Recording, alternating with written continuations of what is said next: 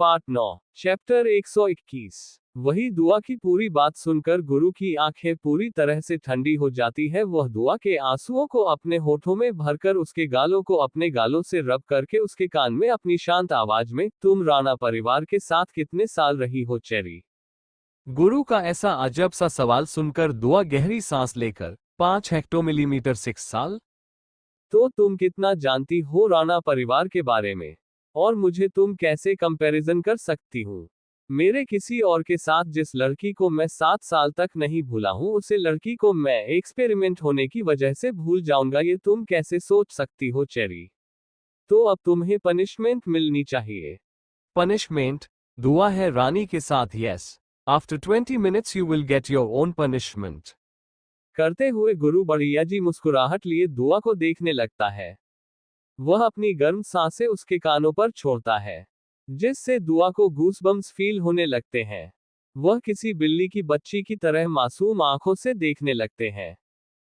पर उसकी यह ट्रिक गुरु पर बिल्कुल नहीं चलती। गुरु उसे अपने गोद में उठाए उसे सोफे की तरफ ले जाता है।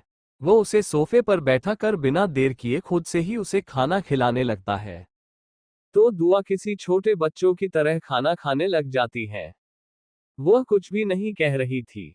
वह बस यही सोच रही थी कि गुरु आखिर उसे क्या पनिशमेंट देगा। ये सोचते सोचते उसका दिल जैसे घबराहट के मारे धड़कना ही भूल गया था। गुरु दुआ के चेहरे को देखकर मुस्कुराने लगता है। उसकी मुस्कुराहट बिल्कुल भी नॉर्मल नहीं थी। वही दुआ का ध्यान सिर्फ खाने की प्लेट पर था। वह तो गुरु को देख भी नहीं रही थी। बेचारी करेगी क्या? पनिशमेंट के बारे में सोच सोच कर उसके अंदर तक उसकी जान हलक में आ चुकी थी। तो गुरु के कैसे देखेगी? या यूं कहे उसके अंदर इतनी हिम्मत ही नहीं थी कि वह गुरु को देखे। वही गुरु बिना कुछ बोले सिर्फ उसे खाना खिला रहा था। पूरा खाना कंप्लीट करने के बाद वह बेल बज देता है। तो वहां पर एक मेड अपना सर झुकाए अंदर आती है, और वहां से वह प्लेट लेकर चली जाती है। इस बीच उसने एक भी बार अपना सर ऊपर करके नहीं देखा था। वही दुआ उस मेड को जाते हुए देख रही थी। जैसे से वह वहां से चली जाती है, वैसे वैसे दुआ पूरी तरह से डर से भर जाती है। वह अपनी गर्दन को हल्का टेढ़ी कर गुरु को देखती है, जो सोफे पर लीन होकर अपने एक हाथ को सोफे पर रखकर दूसरे हाथ को अपनी थाई पर रखकर अपने हाथों से अपनी उंगलियों को टाइप करने लगा था। इस समय उसकी आंखों में एक अलग सा एहसास और होठों पर शैतानी मुस्कुराहट।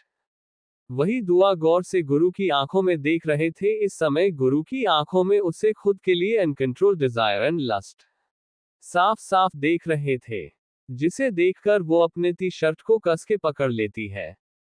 इस समय दुआ ने गुरु का टी शर्ट पहना हुआ था, जो उसकी थाई से थोड़ा नीचे आ रहा था, जिसे से उसकी गोरी टांगे दिख रही थी।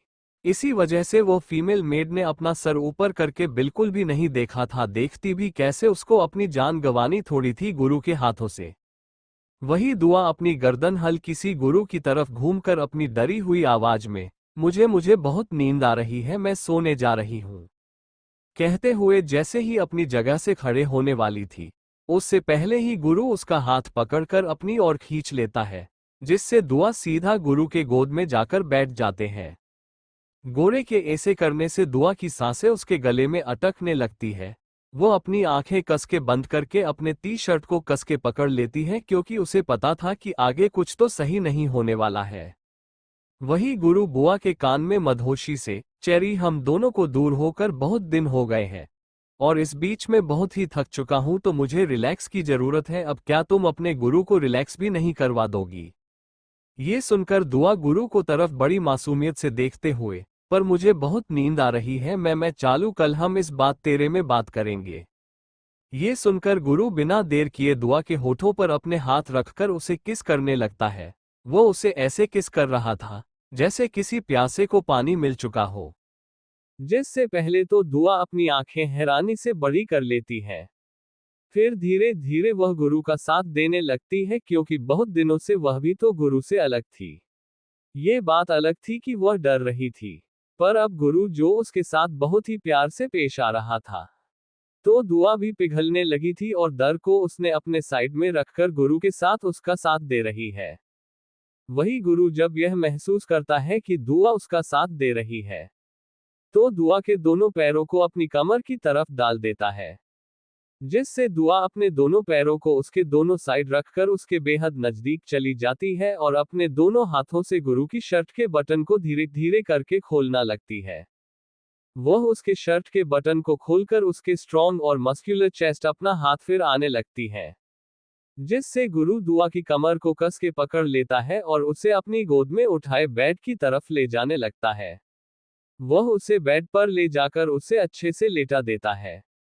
वह भी बिना किस ब्रेक किया पर कुछ सोच कर उससे अलग हो जाता है, जिससे दुआ एक कंफ्यूजिंग लुक के साथ गुरु को देखने लगती है।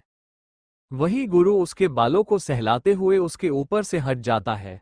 वो साइड में जो टेबल रखे हुए मेडिसिन को देखने लगता है और कुछ मेडिसिन को निकालकर दुआ के सामने कर देता है, जिसे दुआ बुरा सा मुंह बनाकर, छी छी, मुझे बिल्कुल भी दवाई पसंद नहीं है, उन्हें खाने के बाद पूरा मुंह कड़वा हो जाता है, कहते हुए दुआ बच्चों की तरह मुंह बनाने लगती है।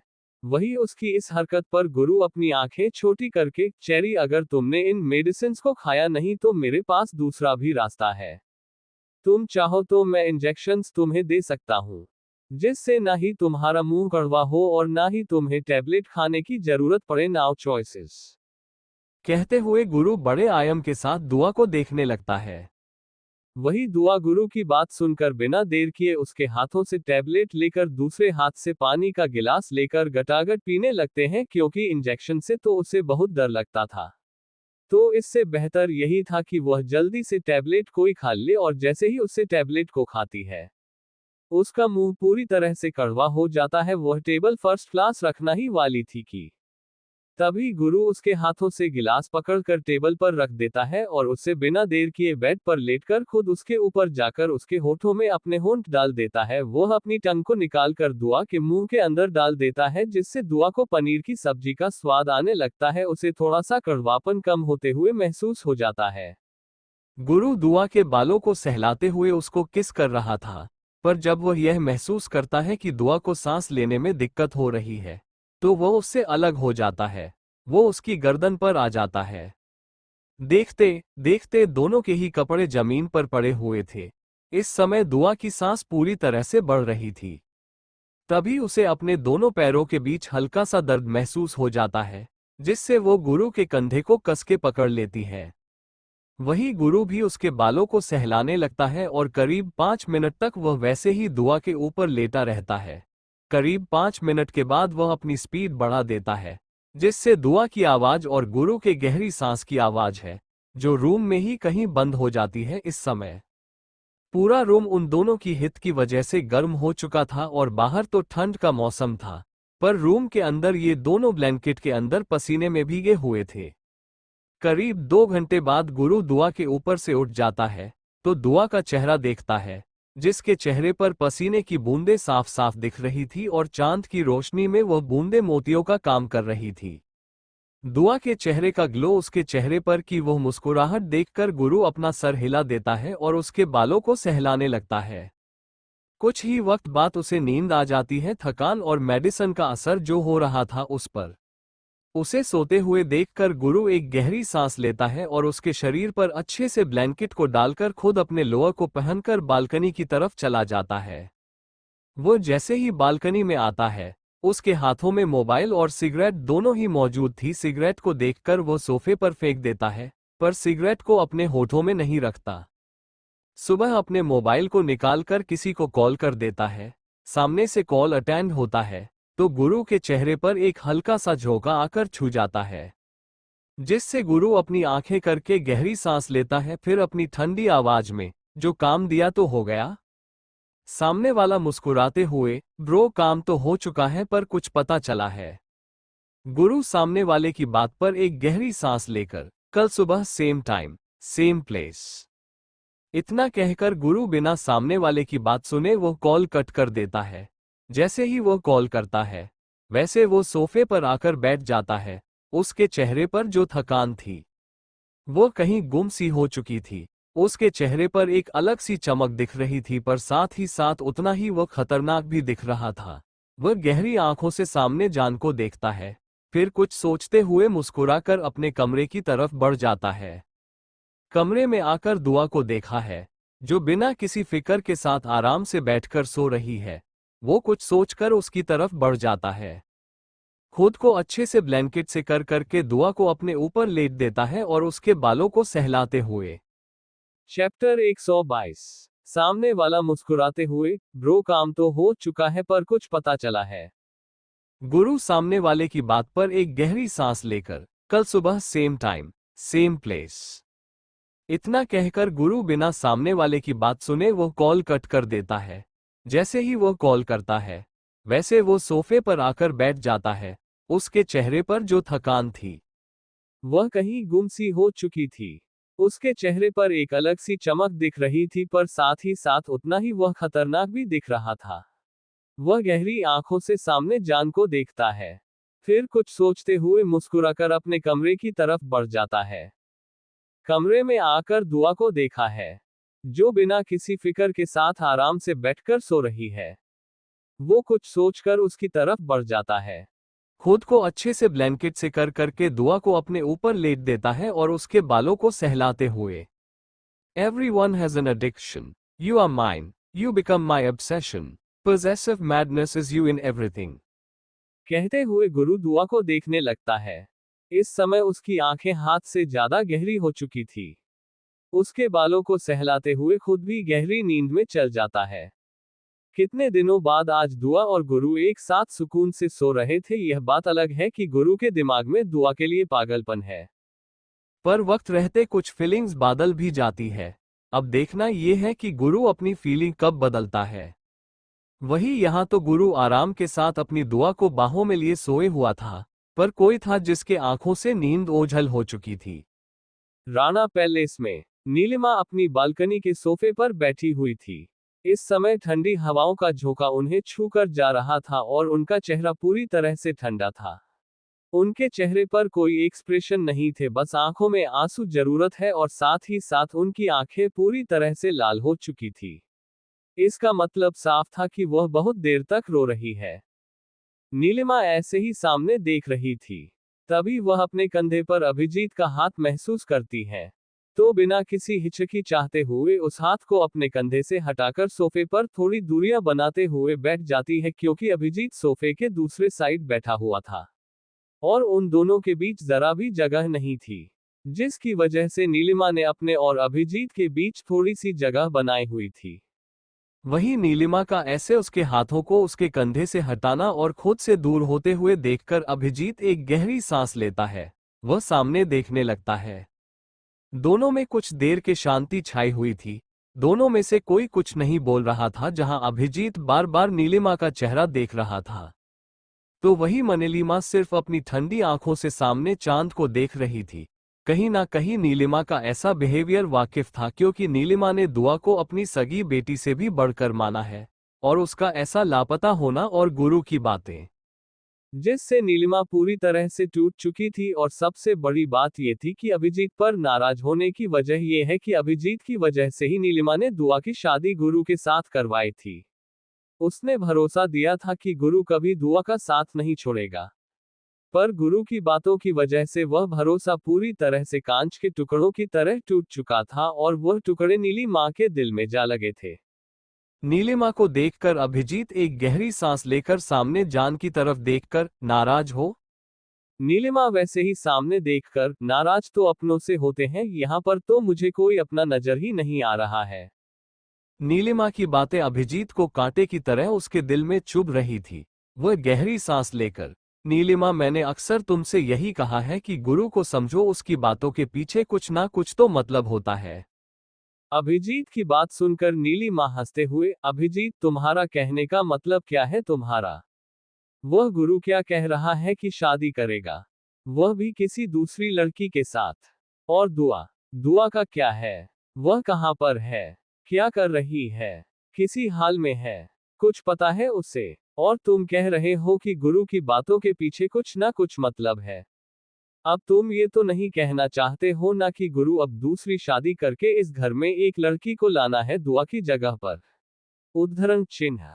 नीलिमा की इस बात पर अभिजीत नीलिमा के कंधे पर हाथ रखकर उसे थपथपा आते हुए अपनी शांत आवाज में, गुरु की बातें और उसका काम दोनों है अलग अलग है।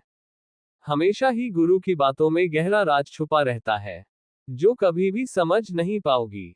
बस इतना याद रखना कि दुआ की जगह सिर्फ दुआ की है, वह जगह कोई और नहीं ले सकता। बहुत जल्द दुआ भी इस घर में आ जाएगी, इतना तो भरोसा अपने दामाद पर।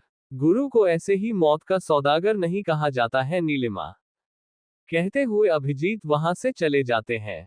वहीं नीलिमा अभिजीत की पहेली वाली बातों को समझने की कोशिश कर रही थी। उन्हें कुछ भी समझ नहीं आ रहा था। वह गहरी सांस लेकर वहीं पर बैठ जाती है, पर अभिजीत की बातें उसे कहीं ना कहीं एक सोचने पर मजबूर कर रही थी। उसने भी खुद गुरु की आंखों में दुआ की यह पागलपन देखा था। वहीं दूसरी तरफ एक बड़े से विले के अंदर तरुण ने समय लोअर पहनी हुई थी और बेड पर ईशा ब्लैंकेट में ढके हुए थे। इस समय उसने ब्रा पहनी हुई थी और नीचे शॉर्ट, उसकी हाथों में मोबाइल था जिसमें वह कुछ टाइप कर रही थी, जिसकी वजह से उसका ध्यान ही नहीं गया कि तरुण कब करूं मैं आ चुका है और अपनी गहरी आंखों से उसे गौर जा रहा है। वही ईशा में मस्त माहौल होकर अपनी मोबाइल में पूरी तरह से मग्न हो चुकी थी। तभी उसे कुछ मैसेज आने लगते हैं, जिसकी टक टक की आवाज सुनकर तरुण अपनी आंखें छोटी कर लेता है, क्योंकि वह तब तक की आवाज बार बार आ रही थी, जिसका मतलब साफ था कि कोई लगातार ईशा को मैसेज कर रहा है। तरुण कुछ सोचकर बेड की तरफ चला जाता है। वह बेड पर आकर सीधा ईशा के हाथों से उसका मोबाइल छीनकर उसे बंद करके साइड में रख देता है, जिससे ईशा अपनी आंखें छोटी कर लेती है। तो तरुण उसके लोअर लिप को बाइट करके, किटी तुम्हारी हिम्मत कैसे हुई मुझे इग्नोर करने की। ईशा जैसे ही तरुण की बात सुनती है, उसकी आंखें हैरानी से बड़ी हो जाती है। इस समय तरुण एक 5 साल के बच्चे की तरह लग रहा था, जो इस बात से नाराज है कि उसे उसके सबसे स्पेशल पसंद ने उसे इग्नोर कर लिया है। उसका चेहरे पर गुस्सा साफ साफ देखा जा सकता था। ईशा तरुण के चेहरे को देखकर उसके गालों को अपने दोनों हाथों में पकड़कर उसे प्यार से सहलाते हुए, तरुण ऐसी कोई बात नहीं है, मैं तुम्हें इग्नोर नहीं कर रही थी, बल्कि वो कॉलेज के एसोसिएशन से कुछ मैसेज आ रहे थे, उन्हें ही चेक कर रही थी। तुम तो जानते हो अब कॉलेज प्रेसिडेंट की इलेक्शन स्टार्ट हो रहा है, तो उसी में ही कॉलेज के एक फाउंडर का बेटा पार्टी सेव कर रहा है और सारे जहां उसे ही आगे बढ़ा रहे हैं, और वह बिल्कुल भी अच्छा लड़का नहीं है। बहुत लड़कियों की जिंदगी उसने बर्बाद की है, तो इसी वजह से उसके अगेंस्ट कोई केस करना चाहता है, तो मैं उसका सपोर्ट दे रही हूं। ईशा की पूरी बातों को सुनकर तरुण को सोचते हुए, नाम क्या है उसका? ईशा पहले तो तरुण की बात सुनकर हैरान हो जाती है, फिर जल्दी से, कोई मल्हार यादव करके है। मल्हार यादव, ये नाम शायद कहीं सुना सुना है, कहते मैं तरुण को सोचने लगता है। उसकी आंखों में एक अलग सी चमक आ जाती है, जो ईशा साफ साफ देख रही थी। ईशा कुछ कहने वाली थी कि तब तक तरुण उसके ऊपर से हटकर बालकनी की तरफ चला जाता है। उसे ऐसे जाते हुए देखकर ईशा पूरी तरह से हैरान हो जाती है। वही तरुण बिना देर किए बालकनी में आकर किसी को कॉल कर देता हूं। सामने से कॉल अटेंड होता है, तो तरुण जल्दी से मल्हार यादव के बारे में इंफॉर्मेशन निकालो, लगता है आगे का प्यादा मिल चुका है। सामने वाला तरुण की बात सुनकर हैरानी भरी आवाज में, व्हाट, तुम्हें लगता है कि मल्हार यादव जी से जुड़ा हुआ है? तरुण कुछ सोचने लगता है, फिर एक गहरी सांस लेकर, इसका कनेक्शन किसके साथ है, इसकी पूरी डिटेल्स निकालो, क्योंकि लग रहा है कि जिस मल्हार को हम ढूंढ रहे हैं वो कहीं ये तो नहीं ना। इसके नाम को सुनकर और इसके चाल चलन से उसकी ही याद आ गई मुझे। सामने वाला अपना सर हिलाते हुए, अगर तुम्हें ये लगता है तो मैं कल तक इसकी इंफॉर्मेशन दे दूंगा, पर आगे क्या करना है? तुम तो जानते हो कि भाभी को तो गुरु ने अपने पास रख दिया है, तो अब मेरे वाली का क्या, मैं क्या करूं? सामने की बात सुनकर तरुण अपनी आंखें छोटे करके, ध्यान रखो उसका, अगर उसे कुछ हो गया ना तो तुम्हें जिंदा ही गाड़ दूंगा। ये सुनकर सामने वाला मुंह बनाते हुए, सच में तुम लोगों को धमकी देने के अलावा कुछ आता नहीं है क्या? वैसे भी तुम धमकी किसे दे रहे हो? और रिश्ते में तुमसे बड़ा हूं, तो तमीज से बात करना सीखो। तरुण तिरछी मुस्कुराहट लिए, पहले बन तो जाओ, फिर तुम्हें तमीज मिलेगी, क्योंकि राणा परिवार की खातिरदारी कैसी है इससे तुम तो बहुत अच्छे से वाकिफ हो। जरा संभल कर शेर की गुफा में हाथ डाल रहे हो, कहीं हाथ के साथ तुम्हें ही ना खो जाए। ये सुनकर तो सामने वाला गुस्से भरी आवाज में, तो मैं कौन सी भीगी बिल्ली हूं, मैं भी तो शेर हूं, क्या तुम भूल गए हो? या याद दिलाना पड़ेगा कि मैं क्या क्या कर सकता हूं, तो जरा संभल कर, कहते हुए सामने वाला कॉल कर देता है। वही तरुण के चेहरे पर एक हल्की सी मुस्कुराहट आ जाती है। वह अपना सर हिलाकर रूम के अंदर आ जाता है। जैसे ही वो रूम के अंदर आ जाता है, तो सामने ईशा को सवाली भरी आंखों से उसे देखते हुए महसूस करता है। ईशा कुछ कहने वाली थी, उससे पहले ही तरुण उसके पास आकर उसे बेड पर लेटकर खुद उसके ऊपर आ जाता है, जिससे ईशा अपनी आंखें बड़ी बड़ी कर लेती है। चैप्टर 123 तरुण तिरछी मुस्कुराहट लिए, पहले बन तो जाओ, फिर तुम्हें तमीज मिलेगी क्योंकि राणा परिवार की खातिरदारी कैसी है, इससे तुम तो बहुत अच्छे से वाकिफ हो। जरा संभल कर शेर की गुफा में हाथ डाल रहे हो, कहीं हाथ के साथ तुम्हें ही ना खो जाए।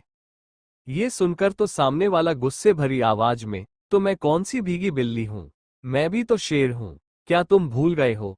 या याद दिलाना पड़ेगा कि मैं क्या क्या कर सकता हूं, तो जरा संभल कर, कहते हुए सामने वाला कॉल कर देता है।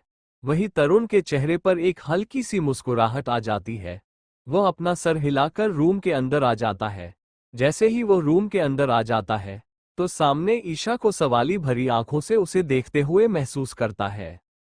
ईशा कुछ कहने वाली थी, उससे पहले ही तरुण उसके पास आकर उसे बेड पर लेटकर खुद उसके ऊपर आ जाता है, जिससे ईशा अपनी आंखें बड़ी बड़ी कर लेती है।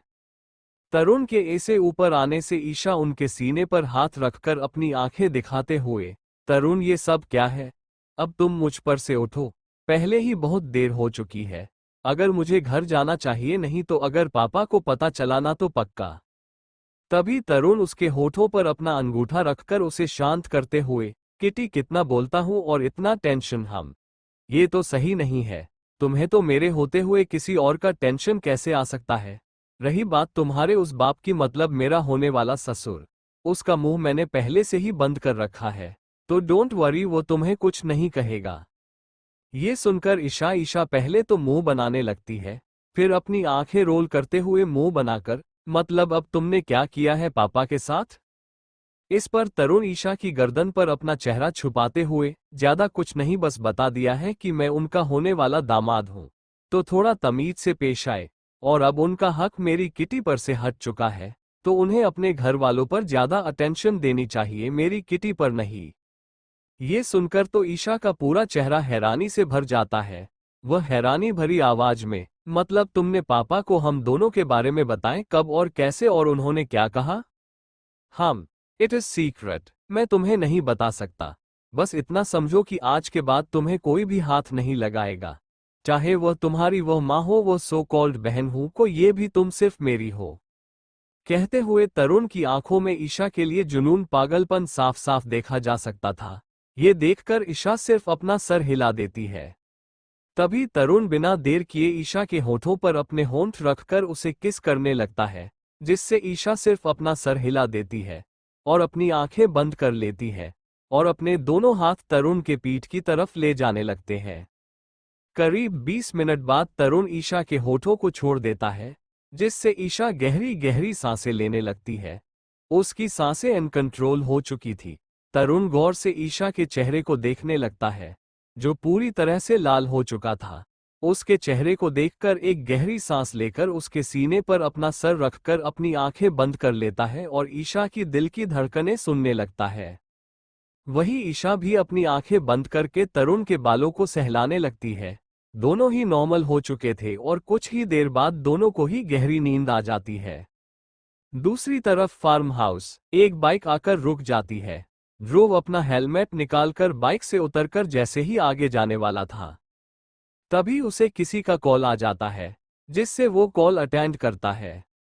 तो सामने से नील एक गहरी सांस लेकर, ध्रुव कहाँ है या? इतने दिन हो गए, ना ही तो कभी पार्टी में आता है, ना ही अब रेसिंग ट्रैक पर आता है। बहुत लोग तुझे मिस कर रहे हैं, और वहां के रेसिंग ऑर्गेनाइजेशन करने वाला फाउंडर है, वो तुझसे मिलना चाहते हैं, पर तू है कि उन्हें टाइम ही नहीं दे रहा है।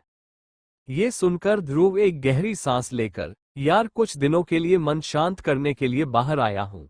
अगर कोई बड़ी बात होगी तो तू खुद अटेंड कर ले। वैसे भी मैं घर पर तेरा ही नाम ले लिया है, तो घर पर मेरे जाने की जरूरत नहीं है, और अगर मेरे मॉम दाद का फोन आ गया तो तुझे पता है क्या कहना है। ये सुनकर नील हैरानी भरी आवाज में, मतलब तू है कहाँ पर, भी सेंड कर दो बिना किसी एक्सप्रेशन के साथ फार्म हाउस के अंदर आते हुए कहा, ना मैं अपने माइंड को शांत करने के लिए एक ऐसी प्लेस पर आया हूँ जहाँ के बारे में मैं तुम्हें बता नहीं सकता, बस इतना बता रहा हूँ कि कुछ दिनों के लिए ये सब हैंडल कर ले। कहते हो भाई बिना नील की बात सुने कॉल कट कर देता है। उसके कॉल कट करने के बाद वो अंदर आकर एक औरत जो करीब 40 साल की होगी उनकी तरफ देखकर, शर्मिला आंटी उसने कुछ खाया। ये सुनकर शर्मिला अपना सरनामे हिलाते हुए, बाबा मैंने उनके कमरे में खाना रखवा दिया था, पर उन्होंने अभी तक खाने को छुआ भी नहीं है, बार बार जाने की जिद कर रही है। ये सुनकर ध्रुव कुछ नहीं कहता, बस अपना सर हिलाकर सीढ़ियों की तरफ जाते हुए खुद से, आखिर ये लड़की इतनी जिद्दी कैसे हो सकती है, पर मैं भी कैसे भूल सकता हूँ, आखिर राणा परिवार का खून जो है तो जिद्दीपन उसके अंदर होगा ही। अब इसका पूरा जिद्दीपन आज के ही आज जब बाहर ही निकलता हूँ, कुछ बोल नहीं रहा हूँ तो यह अपनी मनमानी करती जा रही है। वही मास्टर बेडरूम, कृषि अभी भी बेड पर बैठी हुई थी और कॉफी टेबल पर खाना रखा हुआ था, पर मजाल है कि हमारे कृषि उसे खाने को टच भी करे। उसे भूख तो बहुत लगी थी पर उसे गुस्सा भी तो था। रूफ पर तो कैसे खाएगी हमारी कृषि खाना, जिसकी वजह से उसको चाहते हुए भी खाना नहीं खा रही है। कृषि उस खाने को देखती है तो कभी खुद के पेट को, जहां पर चूहे बिल्लियों की आवाज आ रही थी। तभी दरवाजा खुलता है और ध्रुव अंदर आता है। उसे देखते ही कृषि बिना देर किए अपने सर के ऊपर ब्लैंकेट को डालकर अपनी आंखें बंद कर लेती है। वही ध्रुव ये सब देख रहा था, वो अपना सर हिला देता है, फिर कॉफी टेबल पर देखता है जहां पर खाना वैसे की वैसे ही रखा हुआ था। उसे देखकर उसकी आंखें गुस्से में लाल हो जाती है। वो कृषि की तरफ बढ़कर पहले तो अपने टी शर्ट की स्लीव्स ऊपर की ओर करके कृषि ने जो ब्लैंकेट अपने ऊपर डाला था उसे एक ही झटके में उसके ऊपर से हटकर बिना देर किए उसे अपनी गोद में उठाकर कॉफी टेबल की तरफ ले जाने लगता है, जिससे कृषि पहले तो हैरान हो जाती है। उसे कुछ भी समझ में नहीं आता है, वो शौक के कारण वो कुछ भी रिएक्ट करना ही भूल जाती है। कृषि जब यह महसूस करती है कि ध्रुव ने उसे अपनी गोद में बैठाया हुआ है तो हैरान हो जाती है। तभी वो गौर से ध्रुव को देखते हैं, जो रोटी का एक और को कृषि के मुंह के सामने कर रहा था, जिससे कृषि मुंह फेरने लगती है। ये देखकर ध्रुव बड़ी रूड वॉइस में, अगर तुमने सच में ये खाना नहीं खाया तो इतना समझ लेना कि तुम्हारी फैमिली पहले से ही बर्बादी के कगार पर है। क्या तुम ये चाहती हो कि वह और बर्बाद हो जाए? अगर ऐसा चाहती हो तो ठीक है, मत खाओ खाना, मैं खुद खा लूंगा। कहते हुए जैसे ही उस रोटी के कोर को दूर करने वाला था, वैसे ही कृष्ण बिना देर किए अपना मुंह खोल देती है। वह जैसे ही अपना मुंह खोलती है, ध्रुव बिना देर किए उसे खाना खिलाने लगता है। कृषि भी एक छोटे बच्चों की तरह वह जैसे ऐसे खिला रहा था वैसे वैसे खाना कंप्लीट कर रही थी। पूरा खाना कंप्लीट होने के बाद वह किसी के मुंह को अच्छे से साफ करके उसे सोफे पर बैठा देता है और खुद वॉशरूम की तरफ बढ़ जाता है। ध्रुव जो वॉशरूम से बाहर आता है तो देखा है कृषि अभी भी वहीं पर बैठी हुई थी। इस समय उसका चेहरा पूरा ही तरह से उदासी से गिर चुका था। उसे कैसे चेहरे को देखकर ध्रुव अपना सर हिला देता है और बिना देर किए उसके पास जाता है। वो पहले गौर से कृषि को देखा है, जो किसी ख्यालों में खोई हुई थी। वह बिना देर किए अपनी शर्ट को निकालकर वहीं पर साइड में फेंककर उसे अपनी गोद में उठा देता है, जिससे कृषि अपने ख्यालों से बाहर आ जाती है। कृषि हैरानी के साथ ध्रुव को देखते हैं, फिर शर्म से अपनी आंखें नीचे करके, यह क्या बदतमीजी है, छोड़ो मुझे बेशर्म कहीं के, तुम्हारे सामने एक लड़की है और तुम ऐसे बिना टी शर्ट के घूम रहे हो। ध्रुव उसे बेड पर लेटा कर खुद उसके ऊपर आकर उसकी आंखों में देखकर, सिंड्रेला क्या है ना, ये लड़की मेरी फ्यूचर वाइफी होने वाली है और फिलहाल तो मेरी गर्लफ्रेंड है, तो जैसे चाहो वैसे घूम सकता हूं, अगर तुम्हें शर्टलेस से प्रॉब्लम है तो मैं अपनी। कहते कहते उसके हाथ जीन्स के बेल्ट की तरफ जाने लगता है, जिसे देखकर कृषि जल्दी से उसका हाथ पकड़कर, इसकी कोई जरूरत नहीं है, मैं तुम्हारी तरह बेशर्म नहीं हूं, कहते हुए अपनी आंखें बंद कर लेती है। वहीं कृषि की बच्चों वाली हरकतों पर ध्रुव मुस्कुरा देता है। वो उसके होठों को हल्के से चमन लगता है, जिससे कृषि अपनी आंखें नहीं खोलता है। फिर कुछ सोचकर वो बार बार लाइट किस करने लगता है, जिससे कृषि अपनी आंखें खोल देती है। तो ध्रुव बिना देर किए उसके होठों पर अपने होंठ रखकर सक करने लगता है, जिससे कृषि की आंखें हैरानी से बड़ी बड़ी हो जाती है। वही ध्रुव उसके बालों पर अपना हाथ फिर आने लगता है, जिससे न जाने क्यों कृषि को भी बहुत अच्छा लगता है। वह भी उसका साथ देने लगती है। हो ना हो पर उसे भी तो ध्रुव के लिए फीलिंग आने लगी थी। शायद इसी वजह से उसके हाथ आज रुके हुए थे। ना कुछ बोलती है और न ही उसकी किस का रिस्पांस देती है, तभी उसके मुंह से हल्की सी आह निकल जाते हैं। चैप्टर 124 कहते कहते उसके हाथ जीन्स के बेल्ट की तरफ जाने लगता है, जिसे देखकर कृषि जल्दी से उसका हाथ पकड़कर, इसकी कोई जरूरत नहीं है, मैं तुम्हारी तरह बेशर्म नहीं हूं, कहते हुए अपनी आंखें बंद कर लेती है। वहीं कृषि की बच्चों वाली हरकतों पर ध्रुव मुस्कुरा देता है। वो उसके होठों को हल्के से चमन लगता है, जिससे कृषि अपनी आंखें नहीं खोलता है। फिर कुछ सोचकर वो बार बार लाइट किस करने लगता है, जिससे कृषि अपनी आंखें खोल देती है। तो ध्रुव बिना देर किए उसके होठों पर अपने होंठ रखकर सक करने लगता है, जिससे कृषि की आंखें हैरानी से बड़ी बड़ी हो जाती है। वही ध्रुव उसके बालों पर अपना हाथ फिर आने लगता है, जिससे न जाने क्यों कृषि को भी बहुत अच्छा लगता है। वह भी उसका साथ देने लगती है। हो ना हो पर उसे भी तो ध्रुव के लिए फीलिंग आने लगी थी। शायद इसी वजह से उसके हाथ आज रुके हुए थे। ना कुछ बोलती है और न ही उसकी किस का रिस्पांस देती है, तभी उसके मुंह से हल्की सी आह निकल जाते हैं, जिससे कृषि की आंखें छोटी हो जाती है। कृषि का मुंह खुल जाता है क्योंकि ध्रुव ने कृषि के लोअर लिप को बाइट किया हुआ था, जिससे न चाहते हुए भी किसी को अपना मुंह खोलना पड़ता है। वो साफ साफ अपने मुंह के अंदर ध्रुव की टंग को फील कर सकती थी, जिसे महसूस करके वह अपनी आंखें कसके बंद कर रहती है। वहीं कुछ देर बाद ध्रुव उसे छोड़ देता है और उसकी आंखों में देखने लगता है। इस समय उसकी आंखों में उसे एक अलग सा एहसास दिख रहा था, जिसे देखकर ध्रुव के चेहरे पर हल्की सी मुस्कुराहट आ जाती है।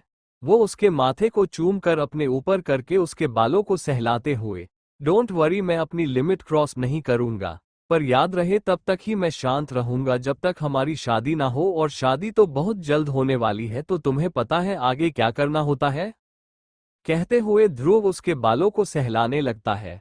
वहीं कृषि कुछ भी नहीं रहती, बस अपनी आंखें बंद कर लेती है। देखते देखते वह भी गहरी नींद में चली जाती है, क्योंकि आज वो पूरा दिन सोई नहीं थी, बल्कि गुस्से में यहां से भगाने के रास्ते ढूंढ रही थी। पर किस्मती से उसे एक भी रास्ता नहीं मिला। वैसे मिलता भी कैसे, आखिर यह ध्रुव का फार्म हाउस था और उसने पहले से ही सारी सिक्योरिटी सिस्टम की हुई थी। जहां लोग बॉडीगार्ड्स रखते हैं, वहां पर हमारा ध्रुव टेक्निकल सिक्योरिटी रखता है, मानना पड़ेगा। वही देखते देखते सुबह हो जाती है। दुआ अपनी आंखें धीरे धीरे खोलती है। तब वह महसूस करती है उसके शरीर में उसे दर्द महसूस हो रहा था। वह गहरी सांस लेकर अपना सर हिला देती है, तो चारों तरफ देखती है, जहां पर गुरु उसे नजर नहीं आता है। तो ब्लैंकेट से खुद को ढककर जैसे तैसे करके वॉशरूम की तरफ बढ़ जाती है। वॉशरूम में आकर वह ब्लैंकेट को साइड में रखकर खुद को मिरर में देखने लगती है। जैसे ही वह अपने पूरी बॉडी को देखती है, वैसे ही उसकी नजरें नीचे हो जाती हैं, क्योंकि उसकी पूरी बॉडी पर गुरु के दिए हुए हिकी थे और उन हिकी नीले हो चुके थे। उसकी गोरी स्किन पर वह हिकी बिल्कुल भी अच्छे नहीं लग रहे थे, जिन्हें देखकर दुआ एक गहरी सांस लेकर बाथटब में चली जाती है। गर्म पानी से पूरी बॉडी को क्लीन करने के बाद उसे राहत मिलती है। वो वैसे ही रूम में आती है तो बेड पर बैठकर खुद से ही, अब यहाँ पर तो इन्होंने मुझे लाया है, पर अब कपड़े क्या पहनूंगी, कहते हुए दुआ मुंह बनाने लगती है। तब तक गुरु भी पसीने में भीगा हुआ आया था। इस समय वो शर्टलेस था, जिसकी वजह से उसके 6 abs, उसका मस्क्यूलर एंड स्ट्रॉन्ग चेस्ट और उसके चेहरे पर पसीने की बूंदें UFFF, जिससे कोई भी पागल हो जाए। इस समय गुरु बहुत कातिलाना लग रहा था और दुआ उसकी इस लुक को देखकर जैसे को सी गई थी। वो उस पसीने के बूंद को देख रही थी, जो गुरु के चेहरे से उसकी गर्दन से नीचे नीचे आते हुए उसकी कमर तक आ जाता है। जिसे देखकर दुआ अपने गले में अपनी थूक को निकल लेती है और अपनी नजरें ना चाहते हुए भी उस बूंद पर डालने लगती हैं, क्योंकि वह बूंद गुरु के एबीएस पर धीरे धीरे फिसल रही थी, जिससे दुआ अपने गले को सूखता हुआ महसूस कर सकती थी।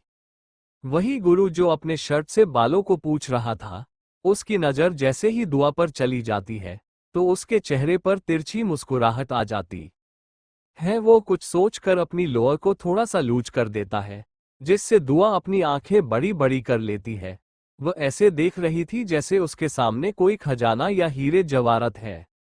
सच में खुद का पति होकर भी दुआ कैसे हवस भरी नजर से देख सकता है। Cold sweat smile, cold sweat smile. गुरु कुछ सोचते हुए दुआ के नजदीक चला जाता है।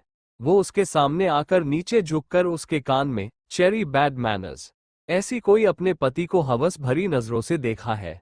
देखना है तो अच्छे से देखो, चाहिए तो मैं, कहते हुए गुरु अपनी लोअर को कमर से नीचे करने ही वाला था कि दुआ उसके हाथों को कस के पकड़ कर रखना सरना में हिलाते हुए अपनी नजरें को नीचे झुका लेती है, क्योंकि उसे अपने की हुई हरकतों पर शर्म आ रही थी।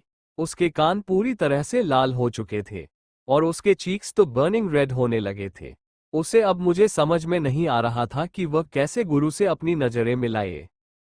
वह अपने मन में खुद को कोसते हुए, दुआ तो सच में पागल, कैसे अपने पति को हवस भरी नजरों से देख सकती है। हम माना मेरा पति बहुत सेक्सी, हॉट, हैंडसम है, दुनिया की सारी लड़कियां उसके पीछे पागल है, पर इसका मतलब यह नहीं कि मैं अपने पति की इज्जत पर हाथ डालूं। पर मैंने हाथ कहाँ डाला है, ये तो मेरा पति ही है ना। कहते कहते दुआ खुद ही इस सवाल और जवाब करने लगती है। उसके चेहरे के अजीब अजीब एक्सप्रेशन को देखकर गुरु सर हिला देता है, क्योंकि उसे समझने में देर नहीं लगती कि दुआ हो ना हो अपने मन में क्या कह रही है। गुरु दुआ के कान को लिक करके अपनी गर्म सांसें उसके कानों में छोड़ते हुए, congratulation cherry, you successfully seducing मी, कहते हुए उसके कान को हल्का सा बाइट कर देता है। वही उसकी बातों के बारे में दुआ सोचने लगते हैं। उसकी गर्म टंग जैसे ही दुआ के कानों को छू देती है तो उसे अपनी पूरी शरीर पर गूसबम्स फील होने लगते हैं, पर उसकी बातों को सुनकर वो पूरी तरह से हैरान हो जाती है। वह हैरानी से अपनी आंखें बड़ी बड़ी करके बड़ी मासूम से आवाज में, मैंने क्या किया? इस पर गुरु उसे आंखों से ही खुद को देखने का इशारा कर देता है, जिससे दुआ खुद को देखती है। उसने वॉशरूम से सिर्फ टॉवल ही अपने ऊपर डाला हुआ था।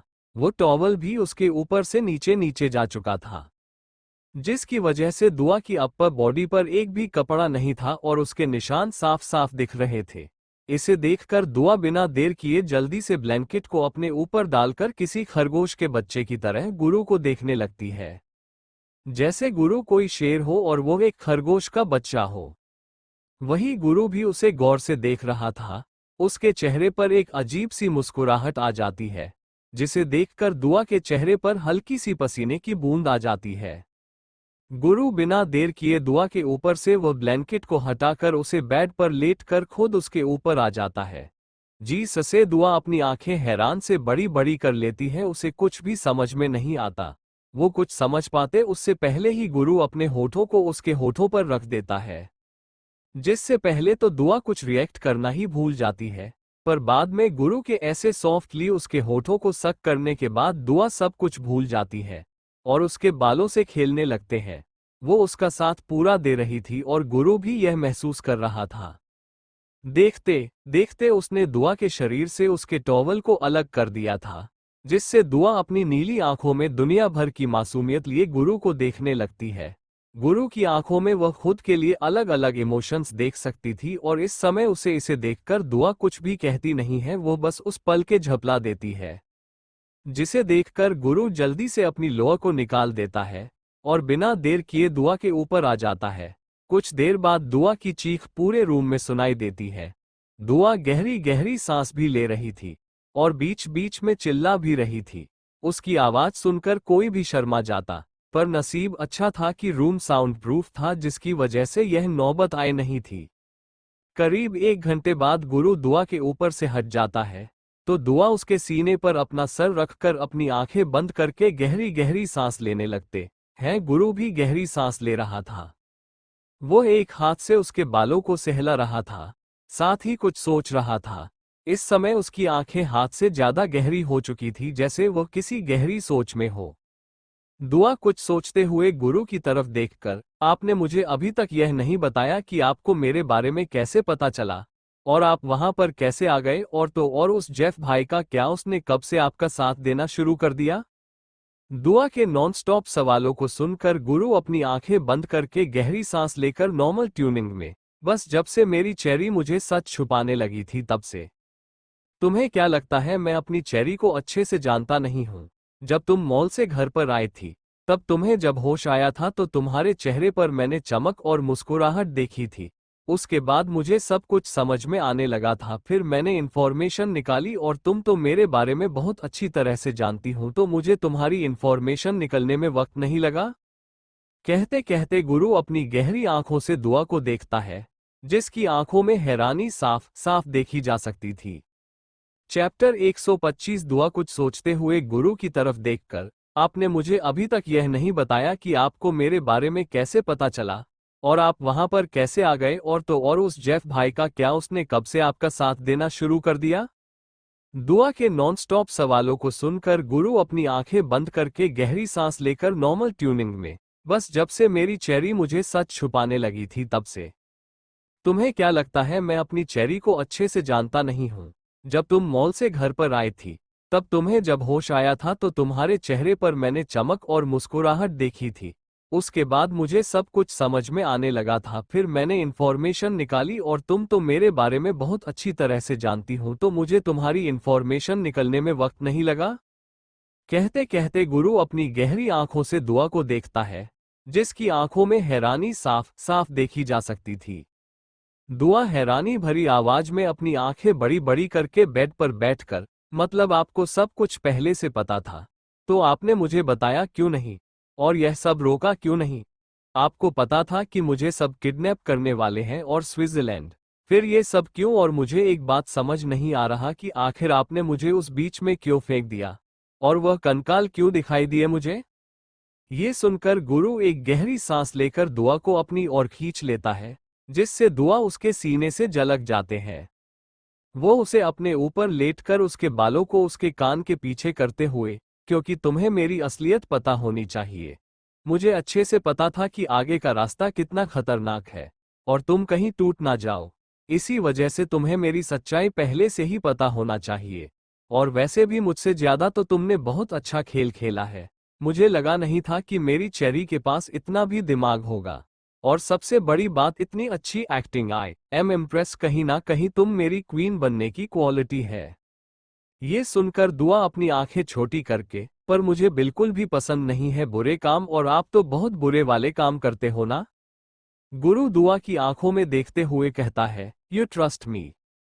नो। दुआ जल्दी से अपना सरनामे हिलाते हुए, ये सुनकर गुरु दुआ को अपने नीचे लेटा कर उसके बालों को सहलाते हुए उसकी नीली आंखों में देखकर बड़ी अजीब मुस्कुराहट लिए, your right, don't trust me, it to only hurt you. कहते हुए गुरु दुआ लोअर लिप को बाइट करके उसके ऊपर से हटकर बिना दुआ की तरफ देखकर वैसे ही वॉशरूम की तरह बढ़ जाता है। वही दुआ सिर्फ गुरु की बातों के बारे में सोचने लगती है। आखिर उससे कहने का मतलब क्या है?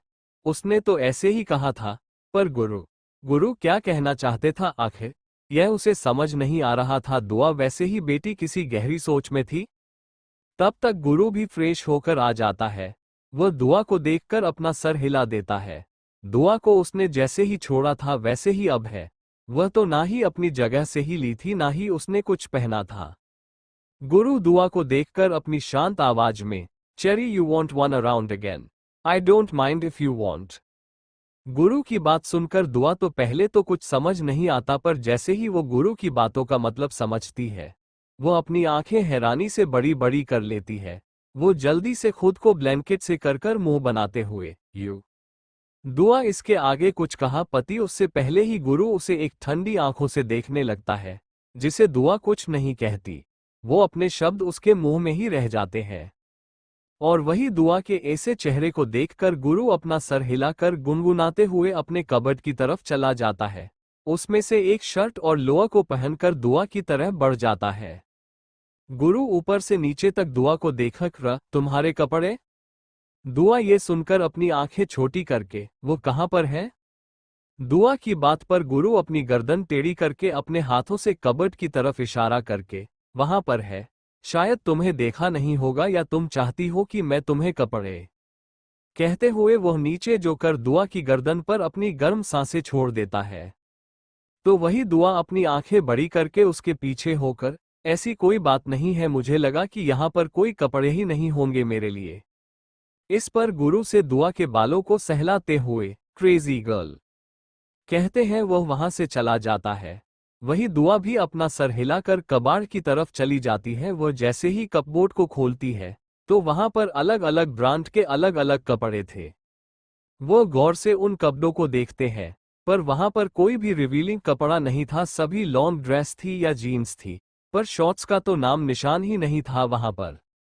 दुआ सभी कपड़ों को देखकर एक गहरी सांस लेकर, टू मच पॉसेसिव मैन, कहते हुए उनमें से एक सिंपल सा टी शर्ट और एक ब्लैक कलर की जीन्स को निकालकर उसे पहनने लगती है। वो शर्ट पूरे नेक को कवर कर रहा था, जिसे दुआ को थोड़ी सी राहत मिल रही थी। वो अपने बालों को अच्छे से बांध देती है। जी ससे उसके गर्दन और उसके कान पर जो बाइट के निशान थे वह छुपा सके। अगर वो किसी ने देख लिए तो वह शर्म से पानी पानी हो जाएगी। इसके लिए उसने बेहतर यही समझा कि वो अपने बालों को खुला ही रखेगी। दुआ अच्छे से खुद को तैयार करके एक बार मिरर में देखकर एक गहरी सांस लेकर, सच में बाबी वाले कपड़ों को पहनकर मैं पूरी तरह से थक चुकी थी। सिर्फ पिंक पिंक, अब तो मुझे पिंक कलर से गुस्सा आने लगा है, उसे तो बेटर ये पर्पल है, कहते हुए वह खुद को अच्छे से देखकर रूम के बाहर अपना कदम रखते हैं। आज वो पहली बार यहाँ पर आ रही थी। वह गौर से ऊपर के छत को देखने लगती है। हर एक चीज एक अलग तरह से बनाई गई थी। वो गौर से उन चीजों को देख रही थी। तभी उसकी नजर एक तस्वीर पर चली जाती है। उसमें कपल दिख रहे थे। उन दोनों को देखकर कुछ समझ नहीं आ रहा था, पर गुरु का चेहरा उन दोनों से मिलता जुलता था। जी हाँ, यह सही कहा, ये और कोई नहीं, सत्य और आरुषि की तस्वीर थी। दुआ गौर से इस तस्वीर को देखती है, जहां पर सत्या की आंखें बिल्कुल गुरु जैसी है, तो वही आरुषि की आंखें बिल्कुल दुआ जैसी है। और उन दोनों को देखते हुए कादम्बरी की बातों को याद करते हुए, उस दिन बुआ ने कहा था कि इनकी आंखें बिल्कुल पापा की तरह दिखती है और मेरी आंखें बिल्कुल मम्मा की तरह। कहिए दोनों पापा मम्मी तो नहीं है ना? इनकी तस्वीर भी मैंने इनके कमरे में देखी थी, शायद से ये दोनों होंगे। कहते हुए उसे तस्वीर के नजदीक जाकर वो आरुषि और सत्य की तस्वीर को देखने लगती है। उन दोनों को देखकर दुआ अपनी आंखें हैरानी से बड़ी करती है। गौर से आरुषि के चेहरे को देखते हुए गहरी सांस लेकर अपने दोनों गालों पर अपने दोनों हाथ रखकर, सच में मामा तो बहुत ही खूबसूरत है, इतनी कि मैं सोच भी नहीं सकती, यह तुम मुझसे भी ज्यादा खूबसूरत है। इसलिए मैं सोचूं कि गुरु इतना हैंडसम कैसा है, बिल्कुल मम्मा के ऊपर गया है। और पापा वह भी तो कम हैंडसम नहीं दिख रहे हैं। दोनों ही परफेक्ट कपल है। इनकी शादी कैसे हो गई होगी, अरेंज मैरिज, लव मैरिज, एक बार इनसे से पूछ लेती हूँ। कहते हुए उस तस्वीर को अपनी आंखों में चमक लिए देखकर वहां से नीचे हॉल की तरफ चली जाती है। हाल में आकर वह चारों तरफ देखती है तो कोई भी उसे नजर नहीं आता है। तभी उसे खाने की खुशब स्मेल आ जाती है, तो वह किचन की तरफ बढ़ जाती है। जैसे ही वो किचन में आती है, अपने मुंह खुले अपनी आंखें बड़ी बड़ी करके गुरु को देती है, जो एक प्रोफेशनल शेफ की तरह खाना बना रहा था। दुआ ऐसे ही गुरु को देख रही थी। गुरु के चेहरे पर हल्की सी पसीने की बूंदें थी, जिसे देखकर दुआएं गहरी सांस लेकर अपने मन में, सच में दुआ तो ठरकी बनती जा रही है। अपने पति के लिए थोड़ी तो बची कुची शर्म रख। एक तो तुम्हारा पति है और ऊपर से देख रही हो जैसे किसी लड़के को ताड़ रही हूं, सच में मेरा कुछ नहीं हो सकता। कहते हुए गहरी सांस लेकर अपने कदम गुरु की तरह बढ़ाने लगती है। गुरु, जिसने पहले ही महसूस हो चुका था कि दुआ यहां पर आ चुकी है, पर फिर भी उसने अपनी नजर ऊपर करके नहीं देखी थी। वही दुआ वैसे ही उसे पीछे से बाहों में भरकर अपने सर को उसके पीठ से लगाए। आपको खाना भी बनाना आता है ना? हम, कहते हुए वह गैस को बंद कर देता है और दुआ के हाथों को पकड़कर उसके हाथों को अपने सीने से दूर करके पूरे खाने को एक ट्रे में भरकर डाइनिंग टेबल की तरफ ले जाने लगता है। वही गुरु के ऐसे करने से दुआ को बहुत अजीब सा लगता है। वो अपने हाथों को देखते हैं, उसे समझ में नहीं आ रहा था कि आखिर गुरु उसे ऐसे क्यों बिहेवियर कर रहा है। वो कुछ सोचकर अपनी मुरझाए हुए चेहरे के साथ डाइनिंग टेबल की तरफ बढ़ जाती है। गुरूर डाइनिंग टेबल के पास आकर डाइनिंग टेबल पर खाना रख देता है और एक प्लेट में दुआ के लिए खाना अच्छे से भरकर साइड में रख देता है, जिससे दुआ गुरु के साइड वाली चेयर पर आकर बैठ जाती है। वो बार बार गुरु को देखती है, जिसने एक बार भी उसे देखा नहीं था। ये देखकर दुआ का चेहरा पूरा तरीके से उदासी में भर जाता है। वो जैसे ही उसे कुछ पूछने वाली थी कि तभी गुरु का मोबाइल वाइब्रेट करने लगता है, जिससे गुरु एक गहरी सांस लेकर बिना दुआ की तरफ देखे अपनी जगह से खड़ा होकर वैसे ही खाने को अधूरा छोड़कर हाल की तरफ चला जाता है। वही दुआ अपने हाथ को देखते हैं, जो हाथ गुरु की तरफ बढ़ रहा था। जब गुरु को कॉल आ जाता है तो दुआ अपने हाथ को वही रोक देती है। उसे पूछना था कि आखिर गुरु को ऐसे अचानक हुआ क्या, पर उससे पहले ही गुरु वहां से चला जाता है, जिससे दुआ की आंखों में हल्का से आंसू के बूंद आ जाते। चैप्टर 126। वह बार बार गुरु को देखती है, जिसने एक बार भी उसे देखा नहीं था। ये देखकर दुआ का चेहरा पूरा तरीके से उदासी में भर जाता है।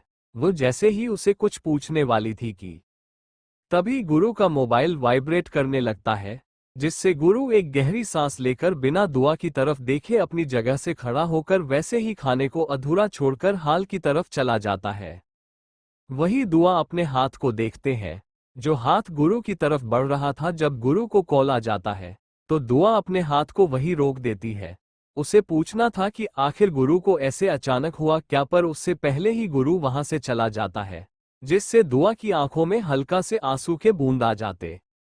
जिसे बहुत जल्दी से पूछ लेती है, गहरी सांस लेकर अपना खाना कंप्लीट करने लगती है। खाना सच में बहुत अच्छा बनाया था गुरु ने। वह पूरा खाना खाते समय गुरु का इंतजार कर रही थी, पर गुरु है जो आ ही नहीं रहा था। गुरु को ना आते हुए देख दुआ का चेहरा पूरी तरह से मुरझा जाता है।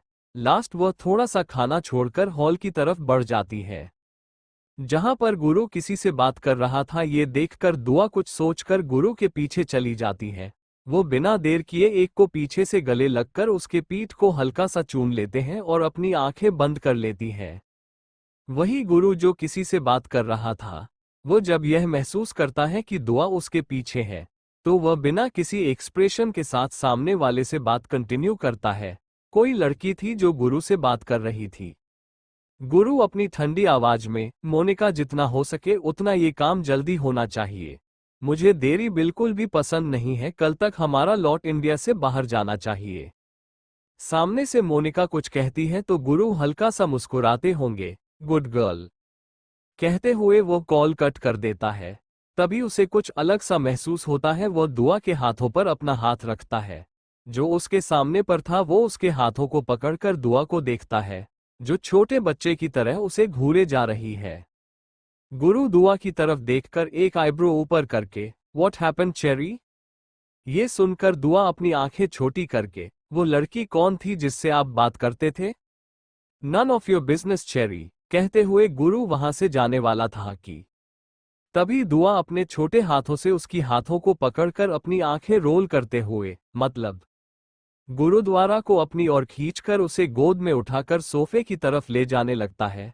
वो उसे अपनी गोद में बैठकर उसके बालों को सहलाते हुए, this is the dark world cherry, यहां पर इनोसेंस कोई जगह नहीं कहते हुए गुरु दुआ की नीली मासूम आंखों में मासूमियत साफ साफ देखा जा सकता है, जिसे देखकर गुरु उसके बालों को सहलाते हुए उसके सर को अपने सीने से लगा लेता है, जिससे दुआ अपनी आंखें बंद कर लेते हैं पर कुछ भी नहीं कहती। गुरु ऐसे ही दुआ के बालों को सहला रहा था कि तभी उसका मोबाइल वाइब्रेट हो जाता है।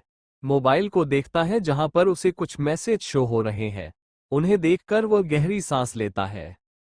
तभी वह अपने सीने में गर्म गर्म सांस महसूस करने लगता है, जिसका मतलब साफ था कि दुआ सो चुकी है। उसके सोने के बाद वह मैसेज से उसका कुछ रिप्लाई देता है और दुआ को वैसे ही गोद में ले जाता है। सुबह के मेडिसिन जुड़वाने खाए थी और प्लस सुबह की एक्सरसाइज, जिससे दुआ पूरी तरह थक चुकी थी। और कब गुरु की बाहों में उसे नींद आ जाती है ये खुद दुआ को भी नहीं पता चलता है। गुरु दुआ को बेड पर लेट देता है। उसके ऊपर अच्छे से ब्लैंकेट को डालकर कुछ सोचते हुए किसी को मैसेज करता है। और खुद तैयार होने के लिए चला जाता है। उसके आने के बाद एक औरत जो करीब 50 साल की होगी वो दुआ के साइड में बैठे हुए थी। गुरु जैसे ही आता है वह औरत सेल अपना सर हिला देती है। गुरु बिना किसी एक्सप्रेशन के साथ अपने वॉलेट अपने फोन को लिए दुआ की तरफ बढ़ जाता है। वह उसके माथे को हल्का सच सुनकर उसे ब्लैंकेट से कवर कर वहां से बिना कुछ बोले चला जाता है। वही गुरु के जाने के बाद वह औरत वहीं सोफे पर बैठे दुआ को देख रही थी। वही राणा पैलेस में सभी ब्रेकफास्ट कर रहे थे और ब्रेकफास्ट करने के बाद हॉल में बैठे हुए थे। राणा जी को देखने के लिए 2 डॉक्टर आए हुए थे। कादम्बरी उनके साइड में खड़ी थी। वही राणा जी को चेकअप कर रहे थे। वो दोनों डॉक्टरनी राणा जी का चेकअप कर रहे थे। तब तक गुरु भी वहां पर आ जाता है। गुरु के आने के बाद वहां का माहौल थोड़ा सा ठंडा हो जाता है। किसी के चेहरे पर पसीना आने लगता है। वही वो दोनों डॉक्टर राणा जी का पूरा चेकअप करके गुरु के सामने सर झुका लेते हैं और उसके सामने फाइल आगे करके उसे आगे के इंस्ट्रक्शंस देने लगते हैं। ये देखकर किसी के चेहरे का रंग उड़ जाता है। उस काले साए जो वहां पर एक अंधेरे में मौजूद था, उसके चेहरे की हवाएं ही उड़ चुकी थी। वो कुछ सोचकर वहां से गायब हो जाता है। वही गुरु के चेहरे पर एक हल्की सी मुस्कुराहट आ जाती है, जिससे वह जल्दी से छुपा लेता है और डॉक्टर को इंस्ट्रक्शंस देकर वहां से चला जाता है। गुरु ज्यादा देर तक नहीं रुकता। वही गुरु के जाने के बाद कल्याणी जी सीढ़ियों से ऊपर खड़ी गहरी सांस लेकर, पता नहीं मेरे बच्चे को किसकी नजर लगी है। जब से सत्य गया है तब से मेरा बच्चा तो हंसना ही भूल गया है। और अब मेरी दुआ वह कहां पर है क्या पता। भगवान आखिर कितनी परीक्षा लोगे मेरे बच्चे की। थक चुका है मैं, अब उसे जिंदगी दे दो जिसमें वह मुस्कुराए। उसकी मुस्कुराने की वजह उससे मत छीनो। आखिर इतने सालों बाद मैंने कभी उसे मुस्कुराते हुए देखा है। कहते हुए कल्याणी की एक गहरी सांस लेती है। तभी पीछे से कादम्बरी आ जाती हूँ। वो मुस्कुराते हुए, माँ क्या हुआ है, सब कुछ ठीक तो है, आप ऐसे अकेले क्यों यहाँ पर खड़ी है। कादम्बरी की बात सुनकर कल्याण की राणा जी के कमरे की तरफ बढ़ते हुए, कुछ नहीं बेटा, बस गुरु के बारे में सोच रही हूँ। दुआ का लापता होना और मेरा बेटा पूरा बोझ अकेले ही उठा रहा है। कितना थक चुका है वह। तुम तो जानती हो ना गुरु कैसा है, सत्य की परछाई है वह। अगर कुछ भी गलत हो तो वह सह नहीं सकता। और अब तो घर का माहौल तो तुम जानती हो कैसे हो। और ऊपर से अभिजीत का पॉलिटिक्स में घुसना, ये बहुत बड़ी प्रॉब्लम हो चुकी हूँ। ये सुनकर कादम्बरी कुछ सोचते हुए, तो आप अभिजीत से बात करो ना और उसे कहो कि पॉलिटिक्स से दूर रहे और गुरु से भी कुछ कहे। आप एक बार इस बारे में ध्यान दीजिए ना, क्योंकि घर में कितने सारे प्रॉब्लम्स हो रहे हैं। इस बीच अभिजीत पॉलिटिक्स में घुस गया तो और प्रॉब्लम हो सकते हैं, पापा पर और भी हमले हो सकते हैं। कादम्बरी की बात सुनकर कल्याणी की एक पल तो हैरान हो जाती है। गहरी सांस लेकर, तुम तो जानती हो गुरु वह कभी भी अपनी बातों से पीछे हटता नहीं। अगर उसने एक बार कोई फैसला ले लिया है तो वह उसे खुदा ही करता है। अगर अभिजीत को वह पॉलिटिक्स में लाना चाहता है तो वह लाकर ही रहेगा। उसके डिसीजन पर कोई भी सवाल नहीं उठाता है।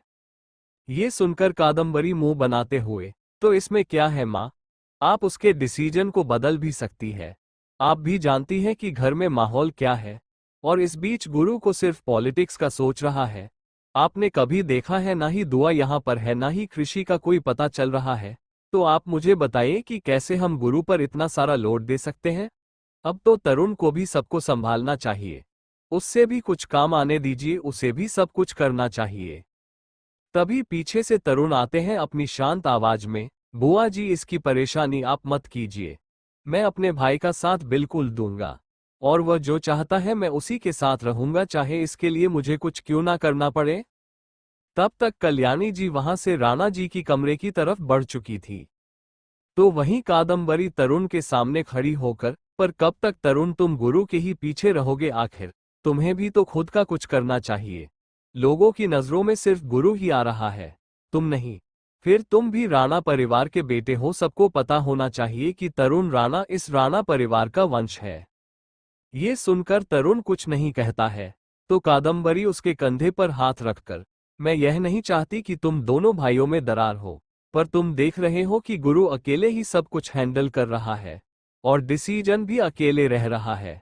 तो इसमें तुम कहां पर हो, तुम्हारा तो नाम आना चाहिए। आखिर तुम दोनों भाई जो ठहरे फिर कुछ सोचकर तरुण के दोनों कंधों को पकड़कर, अगर देखा जाए तो तुम दोनों ही बराबर का काम कर रहे हो, पर नाम सिर्फ और सिर्फ गुरु का ही आ रहा है, ऐसा क्यों? अगर ऐसे ही चला रहा छोटे भाई के पीछे उसके गुलाम बनकर रहोगे, जिससे मेरी नजरों में कहा जाए तो एक नौकर, आखिर गुरु के सिवा तुम्हारा वजूद ही क्या है? क्या है तुम्हारे पास? कुछ है तुम्हारे पास? कुछ भी नहीं। हर बार मैं कहती हूं कि तरुण खुद का भी कुछ हैंडल कर लो। तुम्हारी बीवी, तुम्हारे बच्चे होने वाले हैं, तो क्या तुम भाई भाई करके उसके आगे पीछे घूमते रहोगे? जैसे अभिजीत ने किया है वैसे ही तुम करोगे? कहते हुए कादम्बरी वहां से गुस्से में चली जाती है। वही तरुण सिर्फ उनकी बातों को सोचने लगता है, फिर कुछ सोचकर अपने कमरे की तरफ बढ़ जाता है। कमरे में आकर वो बेड पर लेट जाता है। तभी उसे किसी का कॉल आ जाता है। कॉलर आईडी पर नाम देखकर एक गहरी सांस लेकर वह वहां से चला जाता है, पर उसे जाते हुए कोई देख रहा था। उसके चेहरे पर एक अजीब सी मुस्कुराहट थी। चैप्टर 127। ये सुनकर तरुण कुछ नहीं कहता है, तो कादम्बरी उसके कंधे पर हाथ रखकर, मैं यह नहीं चाहती कि तुम दोनों भाइयों में दरार हो, पर तुम देख रहे हो कि गुरु अकेले ही सब कुछ हैंडल कर रहा है और डिसीजन भी अकेले रह रहा है, तो इसमें तुम कहां पर हो? तुम्हारा तो नाम आना चाहिए, आखिर तुम दोनों भाई जो ठहरे।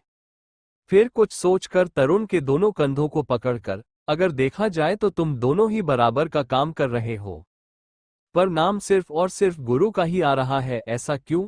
अगर ऐसे ही चला रहा छोटे भाई के पीछे उसके गुलाम बनकर रहोगे, जिससे मेरी नजरों में कहा जाए तो एक नौकर, आखिर गुरु के सिवा तुम्हारा वजूद ही क्या है?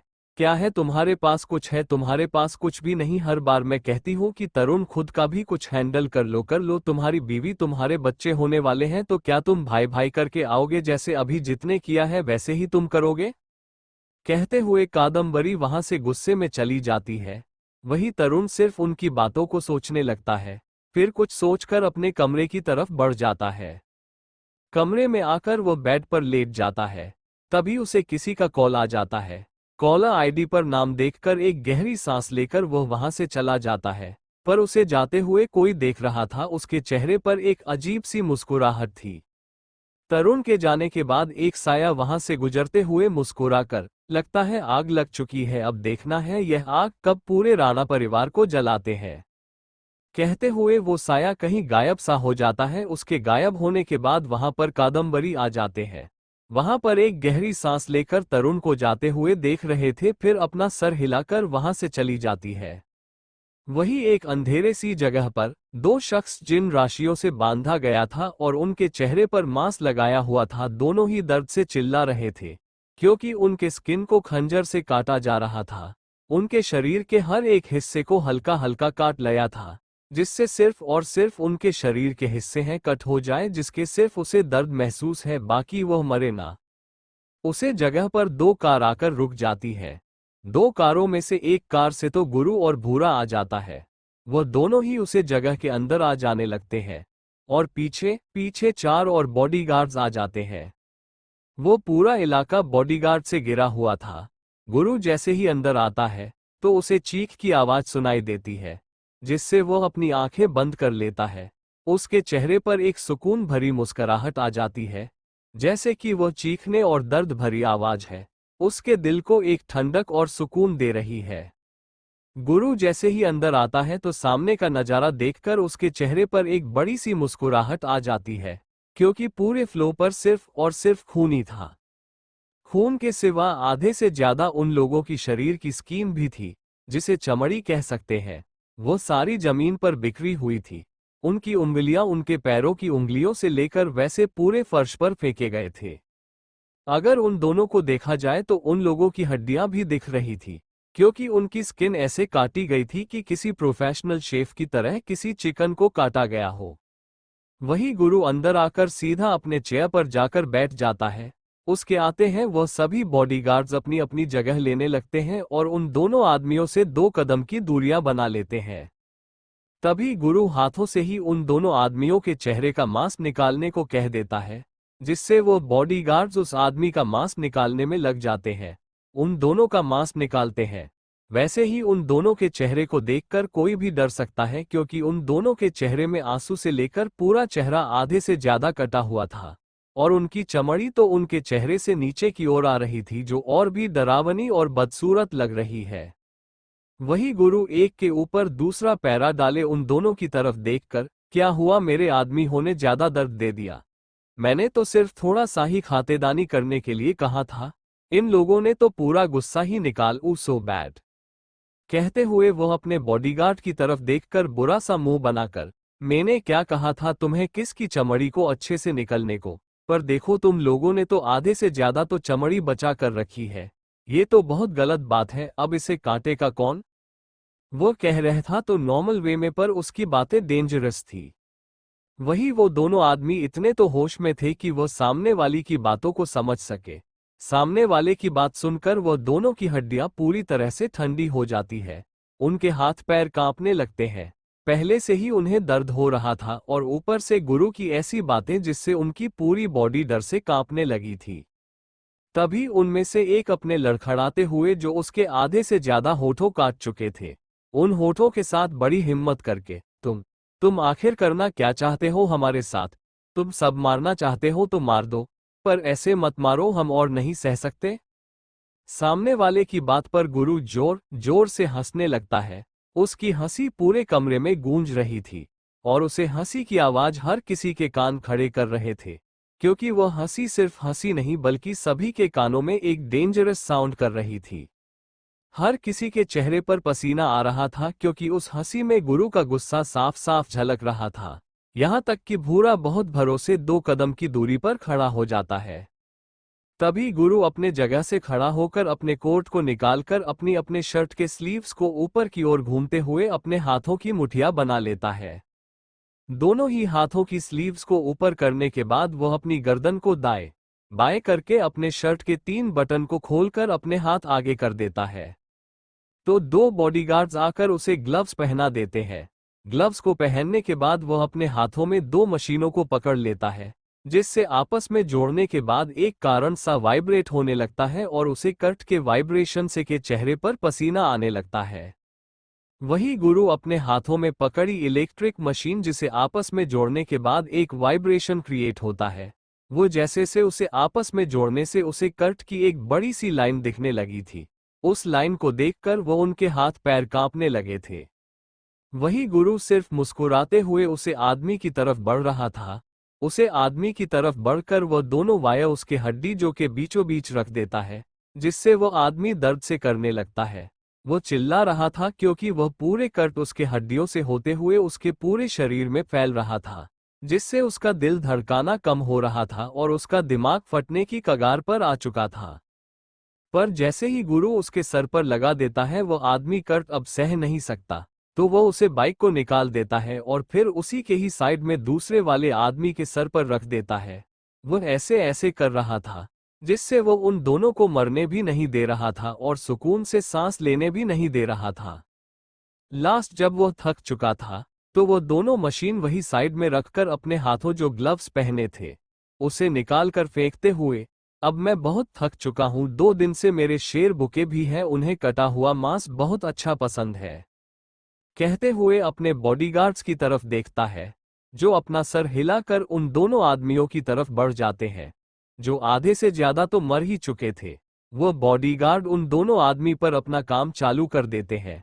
कुछ वक्त बाद फर्श पर हम दोनों आदमियों के जिस्म के टुकड़े उसके हुए थे और 2 शेर बड़े आराम के साथ उन टुकड़ों को खा जा रहे थे। पूरा फर्श खून से भरा हुआ था। वही गुरु एक कोने में खड़े होकर ये सब देख रहा था। वह अपनी गर्दन को दाएं बाएं करके एक हल्की सी मुस्कुराते हुए वहां से चला जाता है। गुरु जब बाहर आता है, अपनी पॉकेट से सिगरेट को निकालकर उसके पास लेने लगता है। तभी पीछे से भूरा आते हुए, बॉस, हम कहते हो गए हो, सिगरेट के कश लेने लगता है।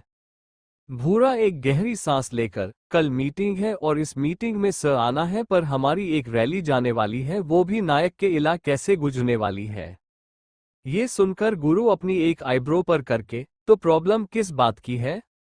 भूरा जल्दी से, पर नायक और राणा परिवार के बीच में तो बहुत प्रॉब्लम चली और अगर रैली हमारे वहां से चली गई तो कुछ ना कुछ प्रॉब्लम हो सकते हैं और अभिजीत सर के ऊपर हमला भी हो सकता है। ये सुनकर गुरु अपना सर हिला देता है।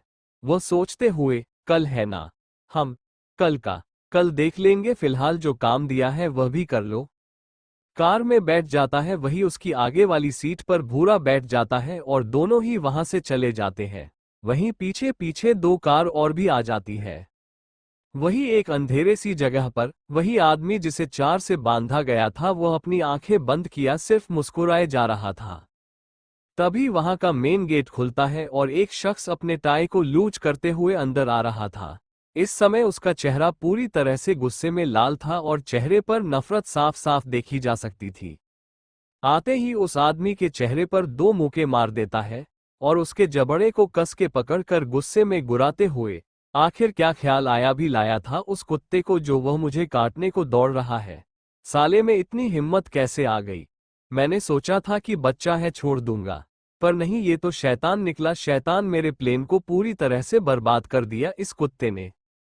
अभी के लिए इतना, मिलते हैं नेक्स्ट एपिसोड में। आज का एपिसोड कैसा लगा यह मुझे कमेंट करके जरूर बताइए। क्या सच में तरुण और गुरु के बीच दरार आने वाली है? क्या होने वाला है उन दोनों के बीच? क्या सच में तरुण कादम्बरी की बातों में आ जाएगा?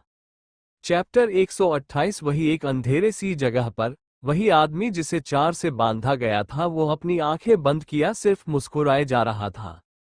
तभी वहां का मेन गेट खुलता है और एक शख्स अपने टाई को लूज करते हुए अंदर आ रहा था। इस समय उसका चेहरा पूरी तरह से गुस्से में लाल था और चेहरे पर नफरत साफ साफ देखी जा सकती थी। आते ही उस आदमी के चेहरे पर दो मुक्के मार देता है और उसके जबड़े को कस के पकड़कर गुस्से में गुराते हुए, आखिर क्या ख्याल आया भी लाया था उस कुत्ते को जो वह मुझे काटने को दौड़ रहा है। साले में इतनी हिम्मत कैसे आ गई। मैंने सोचा था कि बच्चा है छोड़ दूंगा, पर नहीं, ये तो शैतान निकला। शैतान, मेरे प्लेन को पूरी तरह से बर्बाद कर दिया इस कुत्ते ने। कहते हुए वह शख्स उसे आदमी के चेहरे पर और जोरदार मुक्के जड़ देता है, जिससे उसे आदमी के छोटे से हल्का हल्का खून आने लगता है। शून्य। और उस शख्स के चेहरे पर दर्द की कोई भी लकीर नहीं दिख रही थी, जो कि गवाह दे रही थी कि वह था मजाक उड़ा रहा है। वही उसकी मुस्कुराहट देखकर वह आदमी गुस्से से पागल हो जाता है। उसे इसे देखकर सभी डर जाते हैं, पर सामने बैठा शख्स उसके चेहरे पर मुस्कुराहट नहीं बल्कि और बढ़ती गई, और उस मुस्कुराहट की जगह फंसी ने ले ली थी, जो जोर जोर से हंस रहा था और उसकी हंसी वहां खड़े जितने भी लोग थे वो सुन रहे थे। उसकी हंसी को सुनकर सामने वाला शख्स सभी चीजें तोड़ने फोड़ने लग जाता है। उसका गुस्सा देखकर एक पल के लिए वहां खड़े जितने भी बॉडीगार्ड्स थे वो सभी डर से कांपने लगते हैं, पर सामने बैठा चेयर पर इंसान, उसे तो जैसे कोई फर्क ही नहीं पड़ रहा था। वह एक के ऊपर दूसरा पैर डाले बस उसे शांत आंखों से देख रहा था। वो कुछ भी नहीं कह रहा था, पर उसकी होठों की मुस्कुराहट उस शख्स के अंदर आग लगाने के लिए काफी थी। जब सामने वाले शख्स को ये देखा नहीं जाता है, तो वह अपने जैकेट से रिवॉल्वर को निकालकर उसे इंसान के दोनों आईब्रो के बीचों बीच रखकर, मैं चाहूं तो तुझे अभी जान से मार सकता हूं, पर नहीं, पहले उसे कुत्ते को मुझे ऐसी मौत देनी है कि तू सोच भी नहीं सकता। वो ऐसे मरने वाला है ना कि तू खुद तड़पने वाला है। तेरे सामने ही उसे मैं तिल तिल की मौत दे दूंगा। वो छुटने की भीख मांगता रहेगा, पर मैं उसे वह भी कभी नहीं दूंगा। तेरे सामने उसे लाकर खड़ा कर दूंगा। तू उसे बचना चाहेगा, पर तू बचा नहीं पाएगा। जैसे कि सामने पानी का गिलास हो और तू प्यासा है, पर तुझे वो पानी पीने को नसीब नहीं होगा। तेरे हाथ में ऐसे बांधने वाला हूं। अभी मुस्कुराना है ना मुस्कुरा, जितना खुश हो ना खुश हो जा, बस कुछ वक्त की ही खुशी है। उसके बाद तुझे मौत, वह भी ऐसी नहीं। तेरे साथ पुश्तियां उसे मौत को देखकर कांपने लगे और यह सोच कि क्यों हम इस बदनसीब परिवार में जन्म लिया। कहते हो मैं गुस्से में उस घन को उसके दूसरे साइड में लोड करने लगता है और धड़ धड़ धड़ शूट करने लगता है। अपनी पूरी रिवॉल्वर को खाली करके वह वहां से गुस्से में चला जाता है। उसके जाते ही वह आदमी अपनी आंखें बंद करके गहरी सांस लेने लगता है। तभी एक लड़की आकर उसे इंजेक्शन देती है और वहां से चली जाती है, और वही वाद में सिर्फ अपनी आंखें बंद किए चेयर पर बंधा हुआ था और चारों तरफ सिर्फ और सिर्फ अंधेरा ही अंधेरा था। वही राणा पैलेस में शाम का वक्त हो चुका था और इस समय राणा पैलेस में हर तरफ शांति छाई हुई थी। राणा जी के कमरे में एक सिक्योरिटी सिस्टम लगाई हुई थी। अब राणा जी के कमरे में 2 बॉडीगार्ड्स रहते थे, जो 24 आवर वहीं पर थे। ये सिक्योरिटी खुद गुरु ने खास करके रखवाई थी और इस बारे में कोई भी कुछ कह नहीं रहा था। वही गुरु राणा पैलेस में आ जाता है। वह बिना किसी पर ध्यान दिए सीधा सीढ़ियों से राणा जी के कमरे की तरह बढ़ जाता है। राणा जी के कमरे में बढ़ाने के बाद वह दोनों बॉडीगार्ड्स बाहर आ जाते हैं और अंदर सिर्फ गुरु ही मौजूद था राणा जी के पास। वही उन दोनों बॉडीगार्ड्स को बाहर आते हुए देखकर एक साया पिलर के पीछे खड़ा होकर ये सब देखने लगता है। करीब 1 घंटे बाद गुरु बिना किसी एक्सप्रेशन के साथ दरवाजा खोल देता है और उन दोनों बॉडीगार्ड्स को अंदर जाने का इशारा करके खुद सीढ़ियों से नीचे की ओर चला जाता है। गुरु के ऐसे जाने से हॉल में बैठी कल्याणी जी गुरु को रोकते हुए, गुरु अब तुम कहां पर जा रहे हो? सब कुछ ठीक तो है ना? गुरु कल्याणी जी की तरफ देखकर अपने दोनों हाथ पेंट की पॉकेट में डाले बिना किसी एक्सप्रेशन के साथ, दादी सब कुछ ठीक है, मुझे कुछ काम है, तो मैं आज रात यहाँ पर रुकूंगा नहीं पर तरुण और चाचू दोनों ही है यहाँ पर। इतना कहकर गुरु शांत हो जाता है। तभी हॉल में तरुण आता है। वो गुरु की तरफ देखकर बिना किसी एक्सप्रेशन के साथ वहां से जाने ही वाला था कि तभी कल्याणी जी तरुण को ऐसे करते हुए देखकर उसे रोककर, अब तुम्हें क्या हुआ है, तुम कहां पर जा रहे हो? ये सुनकर तरुण कल्याण जी की तरफ देखकर बिना किसी एक्सप्रेशन के साथ, दादी मैं कमरे में जा रहा हूं, वैसे मैं बहुत थक चुका हूं सभी की गुलामगिरी करते करते।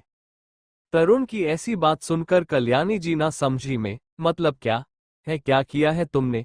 और ऐसे गुलामगिरी मतलब क्या? तुम हमें पूरी तरह से एक्सप्लेनेशन दे सकते हो? आखिर कौन सी लैंग्वेज पर बात कर रहे हो तुम?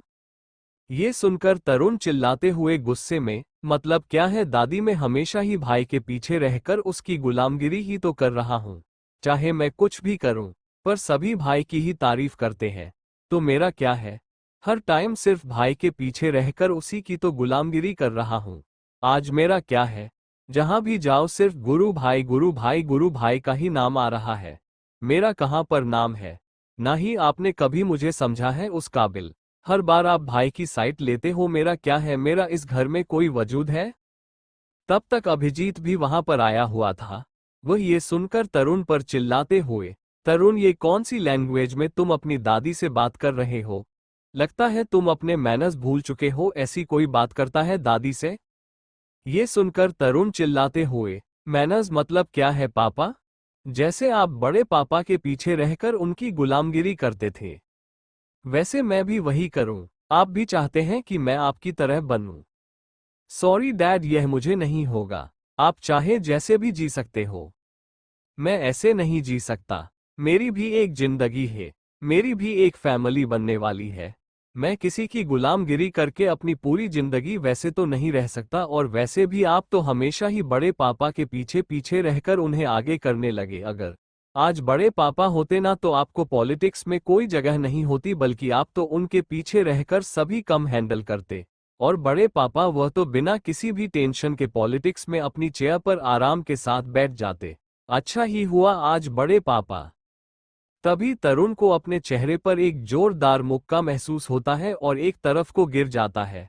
वही वो मुक्का गुरु ने उसे मारा हुआ था। गुरु उसके चेहरे पर 2-3 मुक्का मारने लगता है, तो वही तरुण भी गुरु को करने लगता है।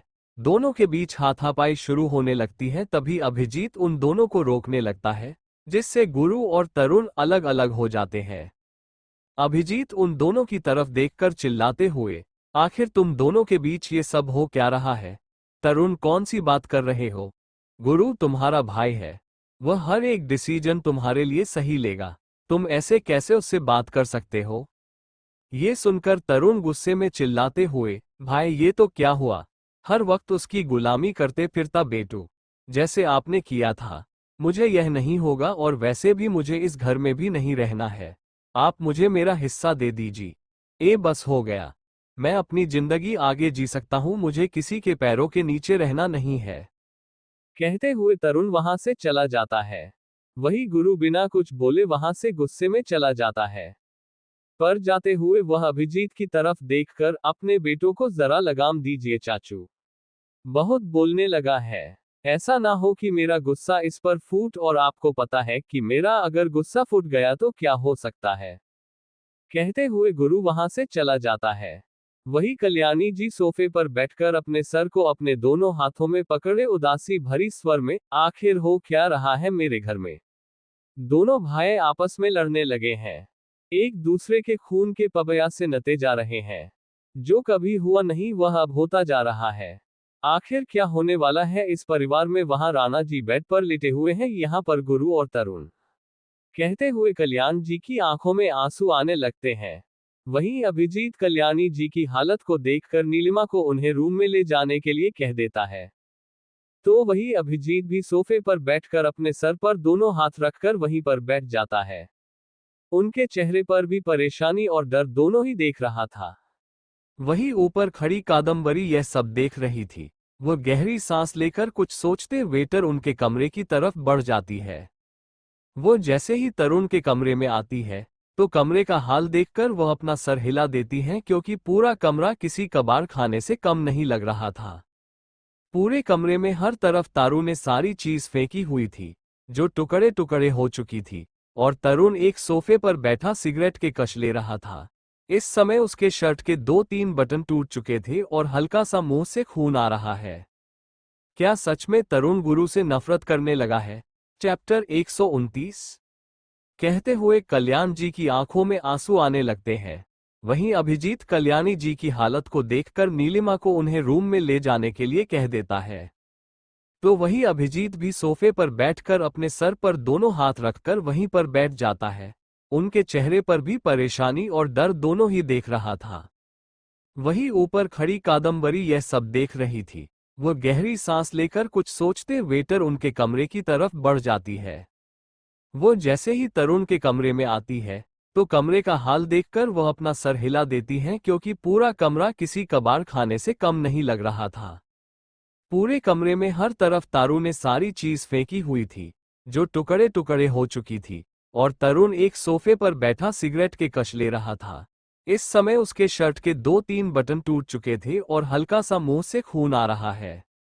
कादम्बरी एक गहरी सांस लेकर कमरे के अंदर आ जाती है। वो तरुण को देखने लगती है, जो सिगरेट के कश ले रहा था, पर जैसे ही तरुण कादम्बरी को देखता है तो जल्दी से सिगरेट को दूसरी तरफ फेंक देता है और अपनी आंखें बंद करके गहरी सांस लेकर कादम्बरी की तरफ देखते हुए, बुआ सब कुछ ठीक है, आप यहाँ पर आ गई? इस पर कादम्बरी तरुण के साइड में बैठे हुए उसके कंधे पर अपना हाथ रखकर उसे थपथपाते हुए, तरुण ये क्या हरकत है बेटा? तुम्हें पता है ना घर में कितने सारे प्रॉब्लम चालू है, और इस बीच तुम झगड़े कर रहे हो। मानती हूँ तुम्हारे मन में बहुत गुस्सा होगा, पर ऐसे गुस्से को कंट्रोल करना सीखो, और ऐसे गुस्से से तुम्हारा कुछ नहीं होगा बल्कि सभी तुम पर ही गुस्सा करेंगे। अगर तुम्हें कुछ करना है तो अलग तरह कैसे करो? कादम्बरी की इस बात पर तरुण अपनी एक आईब्रो पर करके ना समझे, मैं अलग तरीके से मतलब क्या करना है मुझे? ये सुनकर कादम्बरी एक के ऊपर दूसरा पर डाले बड़े आराम के साथ, क्या तुम सच में राणा परिवार के हेड बनना चाहते हो? क्या गुरु की जगह तुम लेना चाहते हो? इस पर तरुण कुछ सोचते हुए अपना सर हाँ में हिलाते हुए, कब तक ऐसे गुलामी की तरह रहता रहूंगा? मुझे भी राणा परिवार में अपनी जगह बनानी है। तो एक तरीका है, गुरु को अपने रास्ते से हटा दो। अगर तुमने गुरु को अपने रास्ते में रखा तो बहुत प्रॉब्लम आ सकती है। या तो गुरु को रास्ते से हटाओ या इस घर के गुलाम बनकर रहूं। कहते हुए कादम्बरी तरुण को देती है, जिसकी चेहरे पर उसे शिकस्त नजर आती है। ये देखकर कादम्बरी गहरी सांस लेकर तरुण के कंधे को थपथपाते हुए, मुझे अभी तुम्हारे जवाब की कोई जरूरत नहीं है। आराम के साथ जवाब दे दो, पर जितना हो सके उतना जल्दी दे दो, उसके बाद ही हम आगे के बारे में सोच लेंगे। कहते हुए कादम्बरी बिना किसी एक्सप्रेशन के साथ अपनी जगह से खड़ी होकर वहां से निकलने लगती है। दरवाजे पर खड़ी होकर एक नजर तरुण को देखते हैं, जिसके चेहरे पर उसे कोई भी एक्सप्रेशन बेहतर नहीं आते हैं। वह गहरी सांस लेकर अपना कर हिलाते हुए वहां से चली जाती है। उसे समय उसके चेहरे पर एक अजीब से एक्सप्रेशन थे, जो क्या थे ये पता लगवाना नामुमकिन के बराबर है। वही कादम्बरी के जाने के बाद तरुणी गहरी सांस लेकर अपने मोबाइल को लिए बालकनी की तरफ निकल जाता है। बालकनी में आकर वह वहीं पर बैठ जाता है और किसी गहरी सोच में चला जाता है। वहीं दूसरी तरफ टेरेस पर कोई अंधेरे में छुपा हुआ था। वह बाहर आकर पूरे राणा पैलेस की तरफ देखने लगता है। सामने राणा पैलेस का गार्डन जिसमें हाई सिक्योरिटी, वही साइड में हर तरफ बड़े बड़े कैमरास लगे हुए थे। वो चारों तरफ देखने लगता है, फिर अपने होठों में सिगरेट को पकड़कर उसके कश लेते हुए मुस्कुरा कर उसे सिगरेट को देखते हुए, बस कुछ वक्त उसके बाद ये सिगरेट जैसे जल रही है ना, वैसे ही राणा परिवार जलता रहेगा। और इसकी आग तो मैंने लगा दी है। बहुत जल्द एक खुशी खबरें मिलने वाली है, दिल को ठंडक मिलने वाली है। कहते हैं हमें बहुत सारा जोर जोर से हंसने लगता है, तभी उसके मोबाइल पर किसी का कॉल आ जाता है, जिससे वो गहरी सांस लेकर कॉल अटेंड करता है। सामने से ठंडी आवाज में वो दोनों ही गायब हो चुके हैं और तुम्हें पता है उनके साथ क्या हुआ होगा? ये सुनकर वो साया एक गहरी सांस लेकर मुस्कुराते हुए, गुरु को कम नहीं आंकना चाहिए था। समझ नहीं आ रहा है कि गुरु को कैसे इस बारे में पता चला, पर फिर भी मौके बहुत मिलेंगे। वैसे भी राणा अभी बिस्तर पर लेटा हुआ है, तो फिलहाल तो बहुत सारे मौके हैं, पर याद रखना राणा ने अपने परिवार को बहुत मजबूत बनाया है, उसे ऐसे ही तोड़ना बहुत मुश्किल है। ये सुनकर सामने वाला कुछ सोचते हुए, तुम्हें नहीं लगता कि राणा परिवार की कुछ जगह खोखली हो चुकी है, उनका फायदा उठा लेना चाहिए? ये सुनकर वो साया गहरी सांस लेकर, फिलहाल तो राणा परिवार में कोई एक नहीं है, पर कल्याणी अभी भी जिंदा है, तो क्या तुम्हें लगता है कि राणा परिवार टूट सकता है? ये सुनकर सामने वाला अपने ठंडी आवाज में, ये तो तुमने सही कह, कल्याणी का कुछ करना पड़ेगा। और मैंने इन्फॉर्मेशन निकाली तो वो ट्विंस ब्रदर भी मिल नहीं रहे हैं, वो कहीं गायब से हो चुके हैं। राणा परिवार की बहू के बारे में कुछ खबर नहीं मिल रही है। ये सुनकर साया जोर जोर से हंसते हुए, तुम्हें क्या लगता है सच में दुआ गायब हो चुकी है? गुरु के अंदर के पागलपन से सब वाकिफ है, कुछ तो गड़बड़ है, पर समझ नहीं आ रहा है क्या लगता है। गुरु को अब पैसे में बहुत इंटरेस्ट आने लगा है, उसे अपनी पावर और अपनी पोजीशन में इतना पागल हो चुका है कि उसने अपनी बीवी पर ही ध्यान देना छोड़ दिया है। लगता है वो लड़की हमारे काम नहीं आने वाली है, कोई दूसरा रास्ता ढूंढना पड़ेगा। ये सुनकर सामने वाला कुछ सोचते हुए सर्द आवाज में, कल नायक के इलाके से रैली निकलने वाली है और अभिजीत के मौत का मातम भी बनने वाला है। ये सुनकर वो साया हैरानी से, क्या अभिजीत की मौत? ये तो प्लान में नहीं था फिर? सामने वाला, प्लान में नहीं था, पर अब जरूरत पड़ रही है। अगर नायक को कुर्सी पर बैठाना है, तो अभिजीत को इस दुनिया से आजादी देनी चाहिए। वैसे भी गुलामगिरी करते करते वो थक चुका है, उसे भी आराम करने की जरूरत है। अगर अभिजीत की मौत हो गई तो समझो राणा परिवार खुद ही डूब जाएगा। कहते हुए सामने वाला कॉल कट कर देता है। उसके कॉल करने के बाद वो साया अपनी सिगरेट को वहीं पर फेंककर एक गहरी सांस लेकर चारों तरफ देखकर एक नजर आसमान को देखते हुए वहां से चला जाता है। वही अभिजीत अपने कमरे में बैठा हुआ था और नीलिमा सोफे पर बैठी कुछ तस्वीरों को देख रही थी, जिसमें उसकी और दुआ की तस्वीरें थी। बहुत खुश लग रही थी उन तस्वीरों में वह दोनों। तभी अभिजीत नीलिमा को देखकर गहरी सांस लेकर उसकी तरफ आ जाता है। वो उसके साइड में बैठकर उन तस्वीरों को देखते हुए मुस्कुराकर, सच कहूं तो तुम दोनों लगते ही कि माँ बेटी नहीं हो, दुआ में तुम्हारे जैसे ही गुण और मासूमियत है नीलिमा। ये सुनकर नीलिमा उन तस्वीरों पर अपना हाथ फिराते हुए मुस्कुराकर, तुम्हें पता है अभिजीत, दुआ की नीली आंखें मीरा से मिलती थी। मीरा की आंखें भी नीली थी, पर दुआ की गहरी नीली थी, पर दोनों की ही आंखों में वही मासूमियत थी। तुम्हें पता है मीरा की एक फ्रेंड थी, जिसके बारे में मुझे मीरा ने एक बार बताया था कि उन दोनों की ही आंखें एक दूसरे से मिलती जुलती थी, और उसकी आंखें भी गहरी नीली थी। पर कभी उसे दोस्त से मुझे मिलने को नहीं मिला था। जब मीरा की शादी हो गई तब वह दोस्त उसकी शादी में आने ही वाली थी, तभी शायद उसका किडनैपिंग हो गया। इसके बाद मीरा अपने दोस्त से बहुत दूर हो गई। उद्धरण चिन्ह। ये सुनकर अभिजीत हैरानी के साथ, तुम्हारी बहन सच में बहुत मासूम थी। समझ नहीं आ रहा है कि तुम्हारी मासूम सी बहन के साथ इतना बुरा कैसे हो सकता है। ये सुनकर नीलिमा अभिजीत की तरफ देखकर दर्द भरी मुस्कुराहट लिए, सही कहा तुमने, हर एक मासूम के साथ बुरा ही तो होता है। जैसे मेरी बहन के साथ वैसे हुआ है, वैसे ही उसके बेटी के साथ भी हो रहा है। दोनों में फर्क ही क्या है? नीली माँ की बातों का मतलब समझकर अभिजीत कुछ नहीं कहता, वो गहरी सांस लेकर उन तस्वीरों को देखने लगता है। वहीं उन तस्वीरों को देखते देखते नीलिमा की आंखें भर आती है। उसे ऐसे देखकर अभिजीत गहरी सांस लेकर बिना नीलिमा को देखकर वहां से अपना मोबाइल लिए बालकनी की तरह बढ़ जाता है। इस समय उसके भी चेहरे पर उदासी थी। वह नीलिमा से बहुत प्यार करता है और उसकी आंखों में आंसू वो देख नहीं सकता था। वही नीलिमा अपनी आंखें बंद कर लेती है। कुछ वक्त बाद वह गहरी नींद में चली जाती है। अभिजीत जब बालकनी से रूम में आता है तो नीलिमा को ऐसे सोफे पर सोते हुए देखकर अपना सर हिला देता है और उसके पास आकर एल्बम को साइड में रखकर उसे अपनी गोद में उठाए बेड पर लेटा देता है और खुद भी फ्रेश होकर कपड़े चेंज कर नीलिमा के साइड में आकर सो जाता है। वहीं दूसरी तरफ गुरु अपने विला की तरफ बढ़ जाता है। विला में आकर वो चारों तरफ देखा है तो विला में पूरी तरह से अंधेरा था, जिसे देखकर वह गहरी सांस लेता है और फिर सीढ़ियों से ऊपर की ओर चला जाता है। ऊपर की ओर जैसे ही आता है तो वह मास्टर बेडरूम की लाइट को ऑन देखकर गहरी सांस लेकर कमरे की तरह बढ़ जाता है। जैसे ही वो कमरे में आता है उसकी आईब्रो सिकुड़ जाती है। वो अपनी ठंडी आंखों से सामने देखने लगता है जहां पर दुआ सोफे पर बैठी हुई थी। उसके हाथों में किताब थी और उसकी आंखें बंद थी। इसका मतलब साफ था कि वह गहरी नींद में जा चुकी है। उसे इसे देखकर वह गहरी सांस लेकर अपना सर हिला देता है और फिर उसकी तरफ बढ़ जाता है। वह जैसे ही उसके नजदीक आकर उस किताब को साइड में रखने वाला था कि तभी वो किताब के कुछ पन्नों को एक नज़र देखता है तो उसकी आंखें छोटी हो जाती है।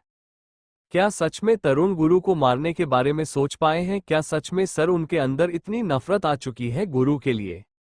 चैप्टर 130 विला में आकर हो चारों तरफ देखा है तो विला में पूरी तरह से अंधेरा था, जिसे देखकर वह गहरी सांस लेता है और फिर सीढ़ियों से ऊपर की ओर चला जाता है। ऊपर की ओर जैसे ही आता है तो वह मास्टर बेडरूम की लाइट को ऑन देखकर गहरी सांस लेकर कमरे की तरह बढ़ जाता है। जैसे ही वो कमरे में आता है उसकी आईब्रो सिकुड़ जाती है। वो अपनी ठंडी आंखों से सामने देखने लगता है जहां पर दुआ सोफे पर बैठी हुई थी। उसके हाथों में किताब थी और उसकी आंखें बंद थी। इसका मतलब साफ था कि वह गहरी नींद में जा चुकी है। उसे इसे देखकर वह गहरी सांस लेकर अपना सर हिला देता है और फिर उसकी तरफ बढ़ जाता है। वह जैसे ही उसके नजदीक आकर उस किताब को साइड में रखने वाला था कि तभी वो किताब के कुछ पन्नों को एक नज़र देखता है तो उसकी आंखें छोटी हो जाती है। गुरु हल कैसे उसे किताब को अपने हाथों में लेता है। वह किताब बल्कि एक डायरी थी जिसमें दुआ ने बहुत सारी चीज लिखी हुई थी। वह एक नज़र उसे डायरी को देखकर वही साइड में रख देता है और दुआ को अपनी गोद में हल्के से किसी बाबी प्रिंसेस की तरह ब्राइडल स्टाइल में उठाकर उसे बेड की ओर ले जाता है। बेड पर लेटने के बाद वह कबाड़ की तरह बढ़ जाता है। कपबोर्ड की तरफ जाकर वह उसमें से अपना एक शर्ट को निकालकर दुआ को पहनने लगता है जिससे दुआ कंफर्टेबल सो जाए। वही गुरु के शर्ट पहनने के बाद दुआ करवट बदलती है। वह नींद में ही कुछ कह रही थी पर गुरु को सुनाई नहीं दे रहा था तो वह नीचे झुक जाता है तो उसके कानों में दुआ की हल्की सी आवाज आती है, साइको पागल मुझे कैसे इग्नोर कर सकता है। मैं कोई खिलौना हूं जो जब चाहे तब अपने मन से खेलने लगता है। एक बार आने दो, इसका सर नहीं फोड़ा ना तो मेरा भी नाम दुआ नहीं। कैसे किसी चुड़ैल के साथ बात कर सकता है? इसका तो मैं फोड़ दूंगी। बस एक बार आने दो हम। खडूस आइडियल सेमी कोलन उद्धरण चिन्ह। दुआ की ऐसी अजीब सी बातें सुनकर गुरु अपनी आंखें छोटी कर लेता है और उसके चेहरे पर एक अजीब सी मुस्कुराहट आ जाती है क्योंकि दुआ की बातों में साफ साफ उसे जलन महसूस हो रही थी। उसके बालों को सहलाते हुए, उसके होठों को हल्के से झूमते हुए उसे ब्लैंकेट से कवर करके रूम की लाइट को बंद कर रख सोफे पर रखी दुआ की डायरी को उठाकर बालकनी की तरफ बढ़ जाता है। सोफे पर बैठकर बुआ ने जो डायरी बनाई हुई थी उसे खोलकर पढ़ने लगता है जिसमें दुआ ने अपनी दिल की सारी भड़ास निकाल दी थी। जहां पर गुरु को उसने अजीब अजीब नाम दिए थे। फिर जलन के मारे गुरु का उस लड़की से बात करना, बहुत सारी बातें लिखी हुई थी जिन्हें पढ़कर गुरु के चेहरे पर एक हल्की सी मुस्कुराहट आ जाती है। सच में दुआ मासूम थी जो अपने दिल की भड़ास ऐसे निकाल रही थी जैसे वह बुक ना होकर खुद गुरु है। गुरु डायरी को बंद करके गहरी सांस लेकर अपने पेन के पॉकेट में सिगरेट के बॉक्स को निकलता है। वह जैसे ही उसे सिगरेट को निकालने वाला ही था कि कुछ सोचकर वह सिगरेट को उस बॉक्स के अंदर डालकर उस बॉक्स को वहीं सोफे पर बैठकर किसी गहरी सोच में चला जाता है। वह अपने मोबाइल को निकालकर कुछ टाइप करने लगता है। टाइप करने के बाद वह वही चांद को देखने लगता है। देखते देखते 12 बजे बज जाते हैं। गुरु कमरे के अंदर आकर फ्रेश होकर वैसे ही दुआ को अपनी ओर खींचकर उसे अपने सीने से लगाए सुकून के साथ सो जाता है। ऐसे ही रात कट जाती है और सुबह का वक्त, सुबह की धूप की रोशनी जैसे ही दुआ के चेहरे पर आ जाती है, वह अपना चेहरा गुरु के सीने में छुपा लेती है। जब वह महसूस करती है कि उसके सामने एक मस्कुलर चेस्ट है, तो अपनी आंखें धीरे धीरे खोलने लगती है। नींद भरी आंखें से अपने सर ऊपर करके गुरु के चेहरे को देखते हैं तो एक पल के लिए हैरान हो जाती है। फिर वो सोचकर अपना सर हल्का सा ऊपर करके गुरु के चेहरे को देखने लगते हैं। वो अपने हाथों से गुरु के बालों को सहलाने लगते हैं। दुआ गुरु के बालों को सहलाते हुए अपने मन में समझ नहीं आ रहा है कि आखिर हुआ क्या है आपको। क्या सच में आप अपनी दुआ से नाराज हैं, उसे इग्नोर कर रहे हैं? मानती हूं आप बुरे हैं, पर मैं इतना भी जानती हूं कि मेरा गुरु कभी भी गलत नहीं हो सकता। पर आपकी बातें और आपका पॉसेसिव दोनों ही मुझसे हैंडल नहीं होता है। कहते कहते दुआ बुरा सा मुंह बनाकर गुरु के होठों की तरफ देखने लगती है। उसके मन में लालसा निकलती है और वह हल्के से गुरु के होठों को चूम लेती है। उसका मन फिर भी नहीं भरता तो फिर से छूने लगती है। ऐसे 2-3 बार चूमने के बाद भी गुरु को जितना वो चूम रही थी, उतना उसे प्यार जो आ रहा था, इस ही उसके बालों को सहलाते हुए उसके गालों को चूमने लगती है। वैसे ही वो उसके गोलों से उसकी चीन को, उसके लिप्स को, उसके नोज को चूम जा रही थी। तभी उसके कानों में गुरु की आवाज सुनाई देती है, बैड चेरी, मेरे नींद में होने का तुम एडवांटेज ले रही हूं। अगर तुम्हें जो कुछ करना है वह मेरे जगने के बाद करना चाहिए, ना वह भी without cloth with dirty position cherry. ये सुनकर दुआ हैरानी के साथ गुरु को देखने लगती है, जो अपनी आंखें खोल अपनी आंखों में उसके लिए लास्ट एंड अनकंट्रोल्ड डिजायर लिए उसकी नीली आंखों में देख रहा था। वो उसे अपने नीचे लेटकर उसकी आंखों में देखकर सेक्सुअली वॉइस में, I want to cuddle with you, ये सुनकर दुआ अपनी आंखें हैरानी से बड़ी बड़ी करके गुरु को देखने लगती है। वह हैरानी के साथ, व्हाट? गुरु अपना हाथ नीचे की ओर ले जाते हुए दुआ की नीली आंखों में देखकर अपनी गर्म सांसें उसके चेहरे पर छोड़ने लगता है। तभी दुआ को कुछ महसूस होता है। वो अपनी आंखें कसके बंद कर लेती है। उसके मुंह से हल्की सी आह निकलती है। वह गुरु को अपनी आंखें बड़ी बड़ी करके देखने लगती है तो गुरु उसकी कान में मदहोशी से, my body want you badly, गुरु के कहने का कुछ ऐसा असर दुआ पर होता है कि दुआ सिर्फ शर्म से अपनी पाल के नीचे झुका लेती है। वो कुछ भी कहने की सिचुएशन में बिल्कुल नहीं थी। गुरु की गर्म सांसें वह अपनी गर्दन पर महसूस करती है और उसकी बातें जिससे दुआ की पूरी बॉडी पर उसे गूस बम्स फील होने लगते हैं। वो अपनी आंखें कसके बंद कर लेती है। वही गुरु दुआ की पूरी बॉडी को अपने किस और हिकी से कवर कर रहा था। इस समय धूप की रोशनी उन दोनों पर थी और दोनों के ही कपड़े जमीन पर थे और दुआ की सांसों की आवाज पूरे रूम में सुनाई दे रही थी। पूरा रूम का टेम्परेचर गिर चुका था। वह दोनों ही एक चादर में लिपटे हुए थे। दुआ पूरी तरह से पसीने में भीग चुकी थी, पर फिर भी गुरु दुआ को छोड़ नहीं रहा था। दोनों में करीब 2 घंटे तक ये सिलसिला चालू रहा। इस बीच दुआ की आवाज कम होने का नाम ही नहीं ले रही थी, पर उन आवाज में वह पूरी तरह से पागल सी हो चुकी थी। वो गुरु के साथ इतना एंजॉयमेंट कर रही थी कि उसकी हंसी की ही आवाज पूरे रूम में सुनाई भी दे रही थी। जब गुरु उसके ऊपर से हटा है तो दुआ के चेहरे पर मुस्कुराहट आ जाते हैं।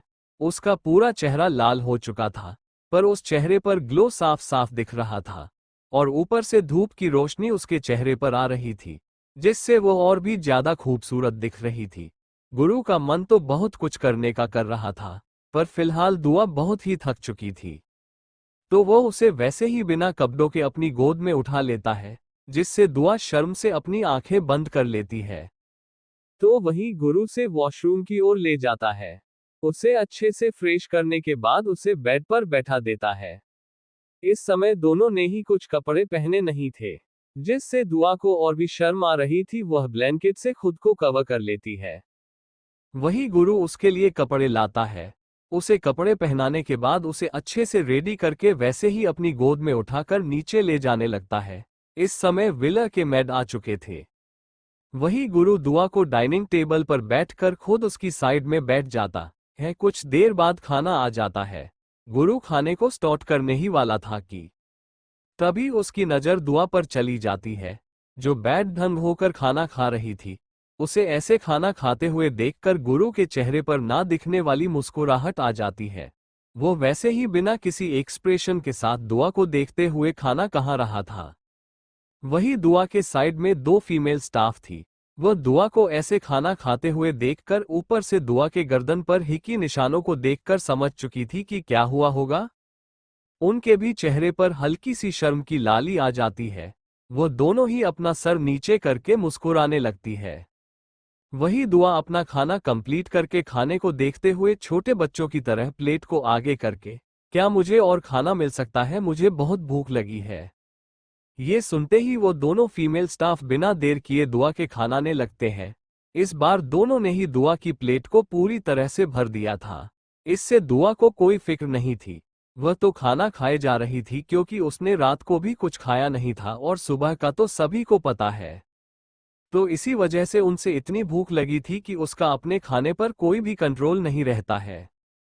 वही गुरु दुआ इस पर कुछ भी कहता नहीं करता है।